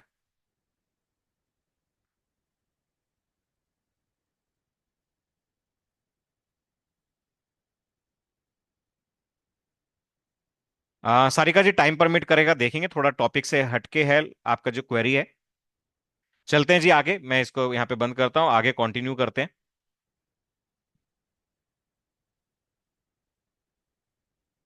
PPT कहाँ गई? अच्छा, this one is there, just a second.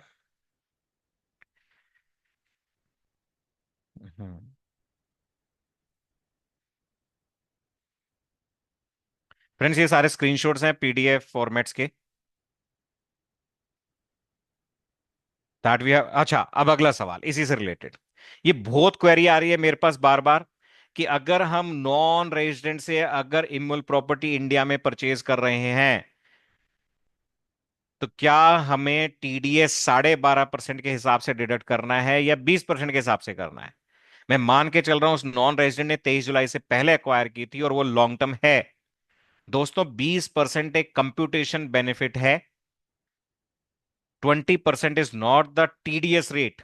अगर आप नॉन रेजिडेंट से लॉन्ग टर्म प्रॉपर्टी एक्वायर कर रहे हैं तो आपको TDS 12.5% के हिसाब से काटना है, 20% के हिसाब से डिडक्ट नहीं करना। और दूसरा 12.5% ये ग्रॉस पेमेंट पे अप्लाई होगा। डोंट कैलकुलेट द प्रॉफिट और long term capital gains of the non resident. ये मेरे हिसाब से गलत चल रहा है कि हम सामने वाले का प्रॉफिट कैलकुलेट करते हैं और उस प्रॉफिट पे टैक्स रेट अप्लाई करते हैं, नहीं। When we go by section 195 that is applicable over the gross payments.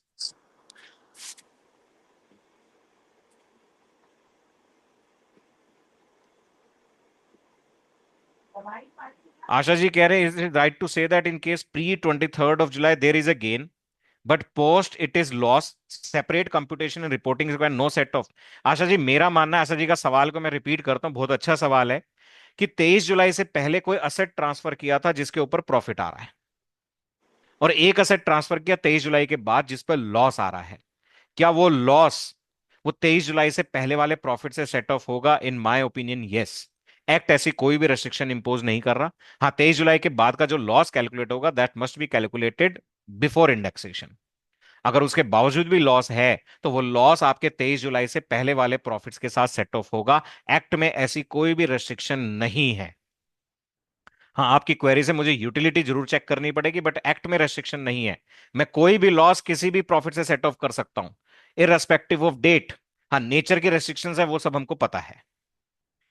Same section 111A में वहां पे देखिए 23 जुलाई से पहले बाद में 15% और 20% कैलकुलेट होगा, बट सेट ऑफ पे कोई रेस्ट्रिक्शन नहीं है। पहले लॉस था, बाद में प्रॉफिट था, बाद में लॉस था, पहले प्रॉफिट था, आपस में सेट ऑफ होंगे, एंड दैट इज अलाउड। अगर ये रेस्ट्रिक्शंस इंपोज करनी होती तो इनको कॉरस्पॉन्डिंगली सेक्शन 70 ऑनवर्ड बदलने थे, बट वहां पर ऐसा कोई भी डेवलपमेंट नहीं है।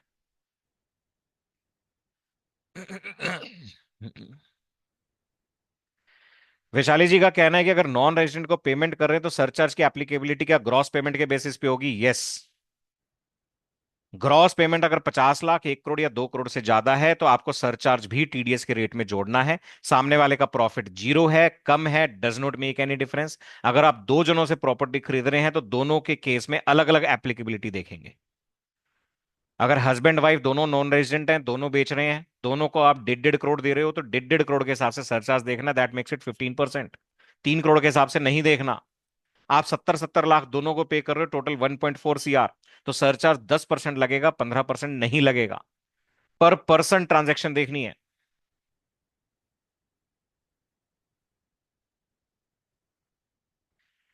Period of holding, again finance number 2 2014 से सिंप्लीफाई किया कि दो ही पीरियड ऑफ होल्डिंग होगी, 12 महीने और 24 महीने।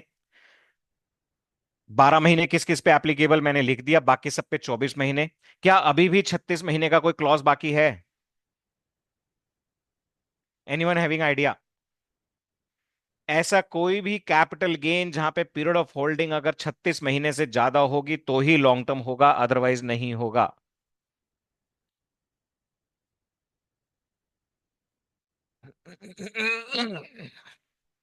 एक कैपिटल गेन अभी भी ऐसा है जहां पे period of holding is required 36 months. और उसके पीछे जो रीजन समझ में आता है कि उसका पीरियड ऑफ होल्डिंग 36 मंथ चाहिए, वो सेक्शन 2 क्लॉज 42A में नहीं लिखा, वो किसी और सेक्शन में लिखा था, या तो वो कॉरस्पॉन्डिंग अमेंडमेंट करना भूल गए। That is slump sale.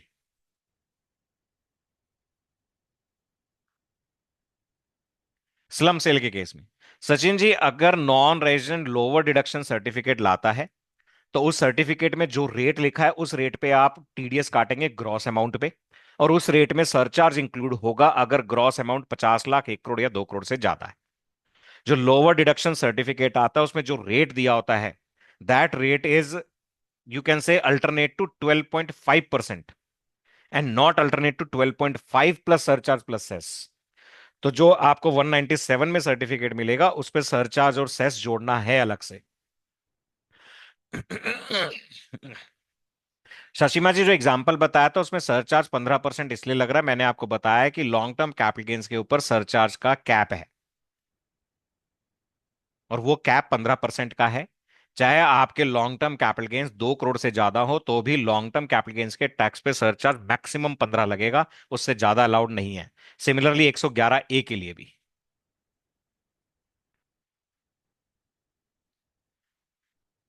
अच्छा जी, कंटिन्यू करें या कैसे करना है बताएं? आप बताएं सर, अभी कितना मतलब नहीं कितना। मैडम, ये तो मेरे ऊपर डिपेंड करता है, मैंने तो एक लाइन बोलनी है कि बाकी सब तो ऐसे छोटे छोटे टॉपिक है, इररेलेवेंट है, मैटर नहीं करते, we can proceed. You know better. We can go ahead with 5-10 minutes more. No, not. Okay, let me see कि कितना कोई मेन क्या क्या है। अच्छा ठीक है, चलो एक ही पॉइंट डिस्कस कर लेते हैं, दैट्स, वैसे अगर मैं देखूं तो इसमें दो ही पॉइंट्स बचे हैं। हाँ, छोटा उसके सा एक बाद गिफ्ट कोई का। क्वेरी होंगी तो एक दो क्वेरीज ले लेंगे सो दैट। हाँ मैडम, कोई साथ साथ में है तो वो तो मैं देख रहा हूँ यहाँ पर। हाँ, साथ साथ में तो ले लिया आपने सारे, कुछ एक दो पेंडिंग की थी तो अगर वो पॉसिबल हुआ तो देख लीजिएगा। सचिन जी, 195(2) का सर्टिफिकेट इस चीज का होता है कि किस अमाउंट पे टीडीएस काटना है। 195(2) में कभी भी रेट का सर्टिफिकेट नहीं मिलता। That talks about the amount on which TDS is required to be deducted. तो अगर वो अमाउंट कम हो गया तो जिस अमाउंट पे टीडीएस काटना है उसके हिसाब से सरचार्ज होगा। अगर 195(2) में कहते हैं जी 2 करोड़ की जगह 60 लाख पे टीडीएस काटना है, तो फिर 60 लाख के केस में 10% सरचार्ज जोड़ना है, 15% नहीं जोड़ना। फ्रेंड्स, गिफ्ट के केस में अमेंडमेंट करा, पहले कोई भी पर्सन किसी को भी गिफ्ट देता था तो उसको ट्रांसफर नहीं माना था, बट इन्होंने कहा कि gift must be out of natural love and affection, otherwise नहीं हो सकता। तो इन्होंने चेंज कर दिया और कहा कि इंडिविजुअल एचयूएफ अगर गिफ्ट देंगे तो ही उसे ट्रांसफर नहीं मानेंगे। इसका मतलब बाकी पर्सन अगर विदाउट कंसिडरेशन ट्रांसफर करते हैं तो उसे ट्रांसफर माना जाएगा। सवाल यह आता है कि वहां पे कैपिटल गेन्स कैसे कंप्यूट होंगे, तो एज सच कोई इन्होंने प्रोविजन नहीं दिया। तो मेरा मानना है कि इमूल प्रॉपर्टी है तो 50C लग जाएगा, अनलिस्टेड कंपनी के शेयर्स हैं तो 50CA लग जाएगा, और कोई असेट है तो 50D लग जाएगा, कि जहां पे कंसिडरेशन डिटर्मिनेबल या सर्टेनेबल नहीं है तो उसकी मार्केट वैल्यू को ही सेल प्राइस माना जाएगा। आ जाता हूं इसके ऊपर, दिस पर्टिकुलर। दोस्तों आपसे सवाल है, मेरे को जवाब देना। मेरे पास अगर सेल्फ ऑक्यूपाइड प्रॉपर्टी है तो क्या उसके ब्याज की डिडक्शन अलाउड है? In two scenarios, old regime, new regime. Old regime और न्यू रिजीम दोनों के केस में, सेल्फ ऑक्यूपाइड प्रॉपर्टी के केस में, अगर मैंने बोरोइंग्स करी थी प्रॉपर्टी एक्वायर करने के लिए, तो that interest on house property क्या सेक्शन 24 में डिडक्शन अलाउड है? ओल्ड रिजीम में यस, नो, न्यू रिजीम में नो, बिल्कुल सही है। ओल्ड रिजीम में वो भी मैक्सिमम 2 लाख रुपए, उससे ज्यादा आप डिडक्शन क्लेम नहीं कर सकते। न्यू रिजीम में सेल्फ ऑक्यूपाइड प्रॉपर्टी में 1 रुपए की भी इंटरेस्ट डिडक्शन अलाउड नहीं है। चलते हैं जी let out property. Let out property के केस में क्या इंटरेस्ट की डिडक्शन मिलेगी ओल्ड एंड न्यू रिजीम, दोनों रिजीम में? सवाल, लेट आउट प्रॉपर्टी है, यस, मिलेगी। अब एक थोड़ा सा फर्क क्या आता है ओल्ड और न्यू में? लेट आउट में दोनों में आपको जो मर्जी रिजीम और डिडक्शन मिलेगा। ओल्ड रिजीम सेल्फ ऑक्यूपाइड के केस में ओल्ड रिजीम में डिडक्शन है, न्यू में नहीं है। अब जब मैं हाउस प्रॉपर्टी की इनकम कैलकुलेट करता हूं, I may be having 2 properties, may be 5 properties, may be 10 properties, और हाउस प्रॉपर्टी हेड में अल्टीमेटली लॉस आता है। अल्टीमेटली क्या आता है? लॉस। जब मैं ओल्ड रिजीम की बात करता हूं तो 2 लाख रुपए तक का लॉस मैं बाकी हेड्स की इनकम से सेट ऑफ कर सकता हूं। बाकी हेड्स में सैलरी भी आ जाएगा, बिजनेस भी आ जाएगा, कैपिटल गेन भी आ जाएगा, अदर सोर्सेज भी आ जाएगा। बट न्यू रिजीम के तहत अगर हाउस प्रॉपर्टी हेड में लॉस है तो वो बाकी हेड्स की इनकम से सेट ऑफ अलाउड नहीं। चलो जी, आपने कहा सेल्फ ऑक्यूपाइड का ब्याज नहीं देंगे, कोई बात नहीं। आपने कहा जी हाउस प्रॉपर्टी हेड में सारे हाउसेस की कैलकुलेशन करने के बाद नेट लॉस आया, तो वो भी हम किसी भी हेड से सेट ऑफ अलाउड नहीं करेंगे न्यू रिजीम में। ओल्ड रिजीम में सेट ऑफ अलाउड है बट मैक्सिमम 2 lakhs, और सैलरी से कर सकते हैं ओल्ड रिजीम में। न्यू रिजीम में जब सेट ऑफ अलाउड नहीं है, मैटर खत्म, हेड की तो बात ही नहीं हो रही। अब मेरा सवाल यह है कि ओल्ड रिजीम में अगर मेरा हाउस प्रॉपर्टी हेड में लॉस है और उसमें से 2 लाख रुपए का मैंने लॉस सेट ऑफ कर भी लिया और उसके बावजूद भी लॉस बच गया, तो क्या ओल्ड रिजीम में वो लॉसेस कैरी फॉरवर्ड होंगे?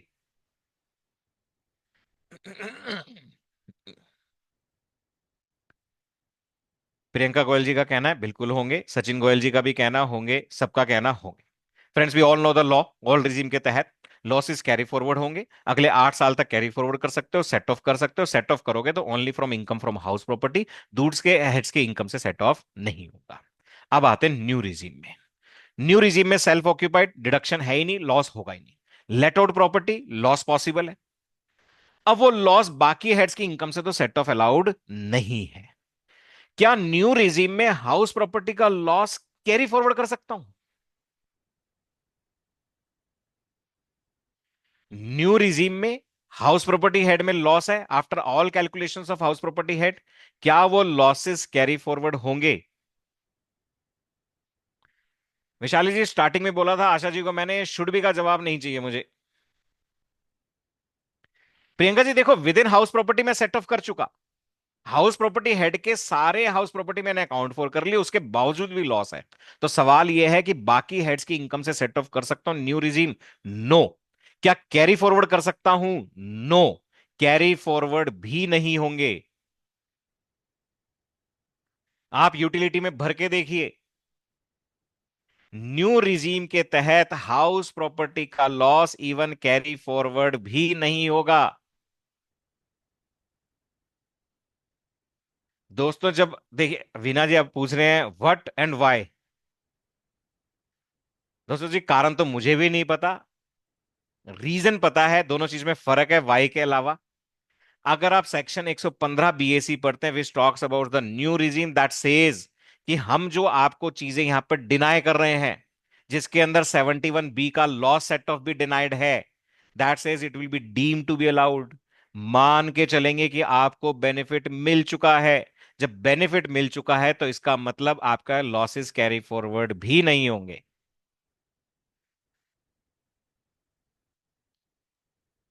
निधि जी, ओल्ड रिजीम में हाउस प्रॉपर्टी का loss with in that year, with in the same year आप दूसरे हेड से सेट ऑफ कर सकते हैं, बट कैरी फॉरवर्ड होने के बाद सिर्फ और सिर्फ हाउस प्रॉपर्टी हेड।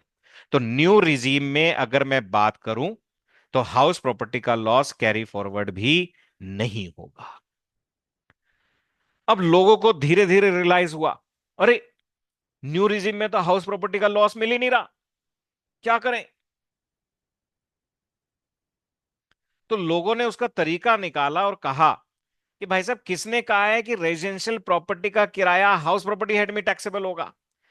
मैं डिक्लेयर करता हूं कि हाउस प्रॉपर्टी किराए पर देना मेरा बिजनेस है, चाहे एक ही प्रॉपर्टी है, और मैं तो उसको बिजनेस हेड में टैक्सेबल करूंगा। और जब बिजनेस हेड में टैक्सेबल होगा तो चलो 30% डिडक्शन नहीं मिलेगी, डेप्रिसिएशन मिलेगा, ब्याज पूरा मिलेगा। और अगर हाउस प्रॉपर्टी हेड में, सॉरी, बिजनेस हेड में लॉस आएगा, तो other than salary I can set of with other heads of income. मैं हाउस प्रॉपर्टी इनकम पॉजिटिव आ रही है उससे भी सेट ऑफ कर सकता हूं, कैपिटल गेन से भी कर सकता हूं, अदर सोर्सेज से भी कर सकता हूं, सैलरी से नहीं कर सकता। तो लोगों ने स्विच ओवर किया और कहा कि हाउस प्रॉपर्टी का लॉस भाई साहब नहीं है, हाउस प्रॉपर्टी का नहीं है, बिजनेस हेड का लॉस है और मुझे सेट ऑफ चाहिए। गवर्नमेंट ने ये चीज रियलाइज करी और देखो क्या किया फ्रेंड्स, ये इसी साल की अमेंडमेंट है। अगर मैं बात करूं फाइनेंस नंबर 2 एक्ट 2024, और इनडायरेक्टली रेट्रोस्पेक्टिव किया अगर मैं बात करूं, कहा असेसमेंट ईयर 25-26 से लगेगा, और क्या कहा कि अगर रेजिडेंशियल हाउस प्रॉपर्टी अगर आप किराए पर देते हैं तो वो in any case income from house property में टैक्सेबल होगी, बिजनेस हेड में टैक्सेबल नहीं होगी। मतलब ये जो अमेंडमेंट आया ना, तो मेरा भी दिमाग घूम गया। मैंने कहा गवर्नमेंट क्या क्या रही है। हम तो सोच रहे थे कि 30% स्टैंडर्ड डिडक्शन का प्रोविजन हट जाएगा, यहां गवर्नमेंट मैंडेटरली बोल रही है भाई साहब हाउस प्रॉपर्टी हेड में जाना ही पड़ेगा। तो दैट वाज द इंटेंट। मैं आप सबको पता है कि मैक्सिमम लोग आज के दिन न्यू रिजीम में है, और न्यू रिजीम में अगर मैं देखूं तो लेट आउट प्रॉपर्टीज के केस में इंटरेस्ट का बेनिफिट बहुत लिमिटेड मिल रहा है, पूरा बेनिफिट नहीं मिल पा रहा। अब सवाल यह आता है, जो सवाल मैं बोलने पा रहा था वही वीएचपी एंड कंपनी ने रेज करा, कि जितने इंटरेस्ट का बेनिफिट मुझे हाउस प्रॉपर्टी हेड में नहीं मिल पा रहा, सेल्फ ऑक्यूपाइड के केस में तो 1 रुपया भी नहीं मिला, लेट आउट के केस में जितना किराए का 70% है उसके बियॉन्ड नहीं मिला, तो क्या उस इंटरेस्ट को मैं उस प्रॉपर्टी की कॉस्ट में कैपिटलाइज कर सकता हूं? कैपिटलाइज फ्रॉम द पर्सपेक्टिव कि जब भी उस प्रॉपर्टी को बेचने जाऊंगा तो मुझे वो कॉस्ट ऑफ एक्विजिशन या कॉस्ट ऑफ इंप्रूवमेंट के रूप में मिल जाएगा। बहुत बढ़िया क्वेश्चन है।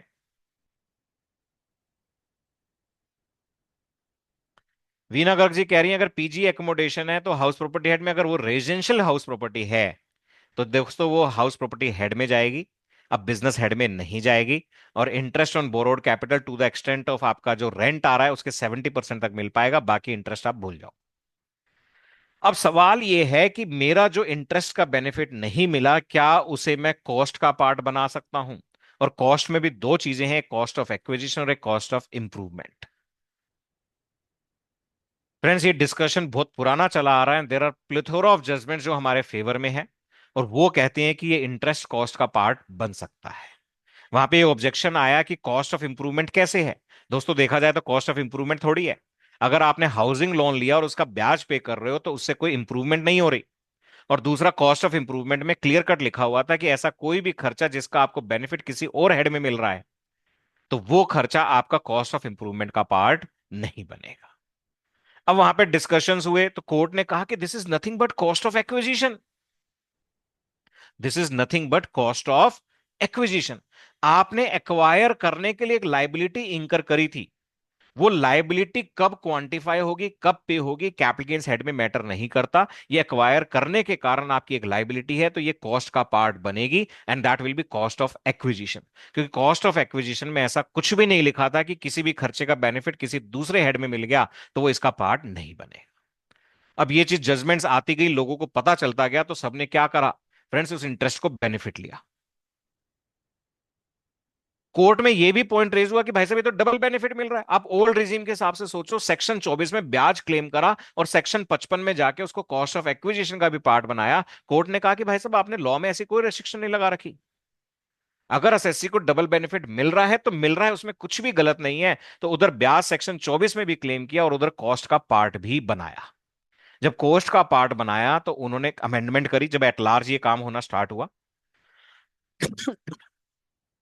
उन्होंने सेक्शन 48 में लिखा कि अगर आपने कोई इंटरेस्ट अगर सेक्शन 24 में क्लेम करा है या चैप्टर 6A में, ध्यान रखना ये रेस्ट्रिक्शन सिर्फ इंटरेस्ट के लिए है, तो अगर आपको सेक्शन 24 में किसी भी इंटरेस्ट का बेनिफिट मिल रहा है या चैप्टर 6A में भी कुछ डिडक्शंस अलाउड है अफोर्डेबल हाउसिंग की, तो वो इंटरेस्ट कॉस्ट ऑफ एक्विजिशन का पार्ट नहीं बनेगा। ये अमेंडमेंट 3 या 4 साल पहले करी है इन्होंने। तो अगर मैं आज के दिन बात करूं तो जितने ब्याज का बेनिफिट आपको सेक्शन 24 में मिल रहा है, वो ब्याज कॉस्ट ऑफ एक्विजिशन का पार्ट नहीं बनेगा। अब वापस सवाल आता है वीएचपी एंड कंपनी का। वो कहते हैं जो इंटरेस्ट सेक्शन 24 में नहीं मिला, क्या वो कैपिटलाइज हो जाएगा? अगर मैं सेक्शन 48 की इतनी सी अमेंडमेंट पढ़ूं तो कैपिटलाइज हो जाएगा। मान लो मेरा रेंट आया 10 लाख रुपए, उसमें 30% स्टैंडर्ड डिडक्शन 3 लाख, मेरा रेंट टैक्सेबल बचा 7 लाख, और मैंने ब्याज पे करा 12 लाख। तो उस हिसाब से देखूं तो मेरे को 7 लाख रुपए का तो ब्याज अलाउ होगा, बाकी बचा हुआ 5 लाख रुपए का ब्याज अलाउ नहीं होगा। न्यू रिजीम में वो सेट ऑफ भी नहीं होगा, कैरी फॉरवर्ड भी नहीं होगा। तो वीएचपी एंड कंपनी का सवाल है कि ये 5 लाख रुपए क्या कॉस्ट ऑफ एक्विजिशन का पार्ट बनेगा? अगर मैं सेक्शन 48 की अमेंडमेंट पढ़ता हूं तो यस, बनेगा। मैं मना नहीं कर रहा यहां तक। बट प्रॉब्लम आती है जब मैं अगर कहता हूं सेक्शन 115 बीएसई पढ़ता हूं, वो क्या कहता है? Deem to be allowed. मान के चलेंगे कि उस इंटरेस्ट का बेनिफिट मिल चुका है। अब मैं डीम टू बी अलाउड के हिसाब से देखूं तो जब बेनिफिट मिल चुका है तो उस पर्टिकुलर केस में वो कैपिटलाइज नहीं होगा। बट वो डीम टू बी अलाउड में ये नहीं कहता मान के चलेंगे सेक्शन 24 में मिल चुका है, वो कहता डीम टू बी अलाउड बस। यहां रेस्ट्रिक्शन लगाई है कि सेक्शन 24 में मिलेगा तो कैपिटलाइज नहीं होगा। तो friends, I think that can B fighted upon and defend upon कि भाई साहब मेरे को इस ब्याज का बेनिफिट सेक्शन 24 में नहीं मिला और सेक्शन 48 सेक्शन 24 के कारण रेस्ट्रिक्शन लगा रहा है, तो this interest, remaining interest should be capitalize with the cost of acquisition. और फ्रेंड्स, स्पेसिफिकली जब से इंडेक्सेशन बंद हुआ है तो मेरे हिसाब से ये इंटरेस्ट कॉस्ट कैपिटलाइज होना is a good for SSC. 12.5% tax बचेगा सीधा सीधा। वैशाली जी, सेक्शन 115 बीएसी जो न्यू रिजीम का सेक्शन है,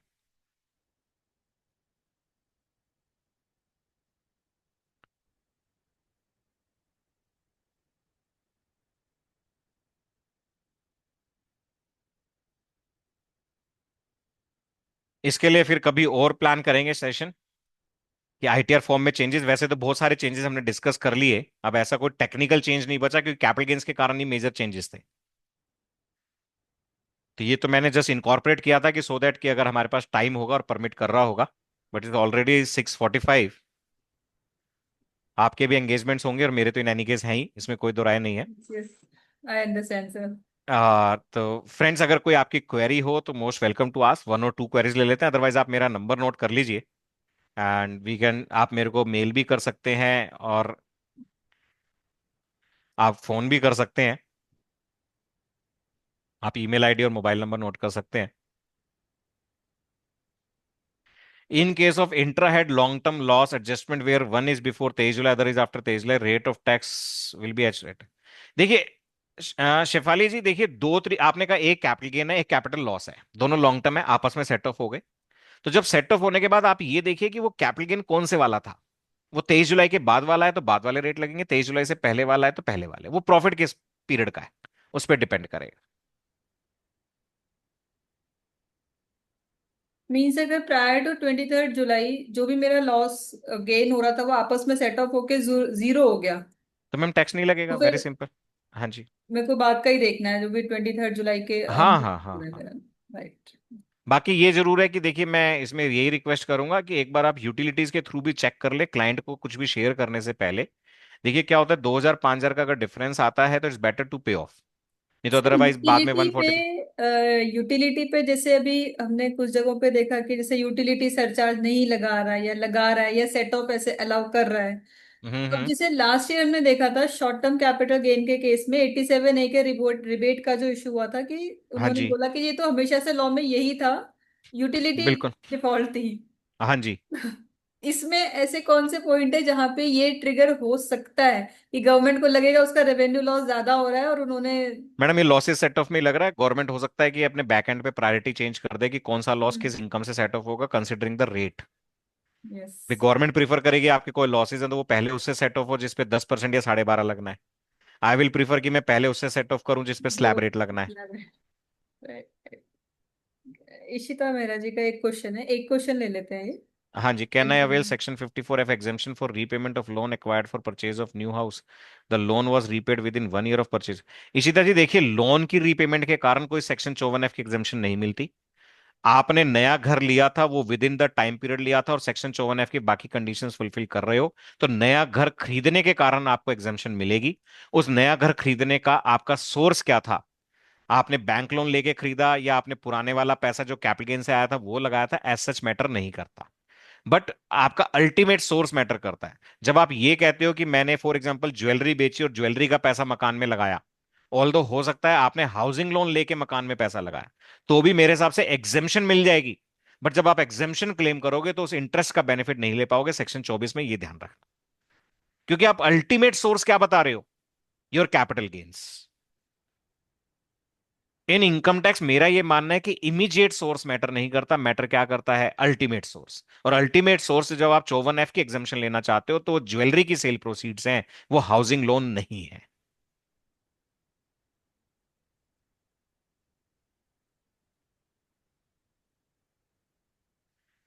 ठीक है friends, with sir. This would like to thank you all for that patience listening और मेकिंग इट इंटरेक्टिव। स्पेसिफिकली अगर मैं बोलूं तो आप सबने देखिए क्वेरीज भी पूछी और जहां जहां पर मैंने आपसे डिस्कस करना चाहा आपने अपने इनपुट्स दिए। तो thanks to that and obviously thanks to the association and the team behind the association, specifically Asha ma'am. Thank you very much friends, and over to Asha ji. Thank you, sir. Thank you so much. First of all, that you gave us your precious time for us. And friends, आप लोगों का भी बहुत बहुत thank you कि आप लोगों ने ये सेशन ज्वाइन किया, इंटरेक्टिव बनाया, क्वेश्चंस के आंसर करते रहे। क्योंकि जैसे मैं हर बार बोलती हूँ, जितना हम इंटरेक्टिव रहते हैं उतना ही स्पीकर को मोटिवेशन मिलता है कि वो और ज़्यादा चीज़ों को बताएं। And as I said in starting itself कि बहुत ही ल्यूसिड मैनर में पंकज सर बताते हैं। And sir, you again prove me right.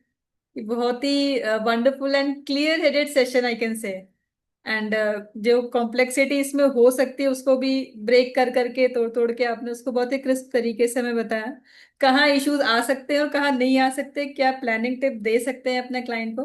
तो it was overall a very good session sir. And again thanks to you and thanks to each of the participants जिन्होंने join किया। And we hope कि आगे भी आप हमें join करते रहेंगे इसी तरह से। और हमारी पूरी ऑर्गेनाइजिंग टीम के लिए भी बहुत बहुत थैंक्स कि they allowed us to do the webinars on such an interesting topic. तो with this I again thanks each one thank of you. You and thank you so much. Thank you. Thank you. तो I will be closing meeting for. Thank you sir, thanks once again.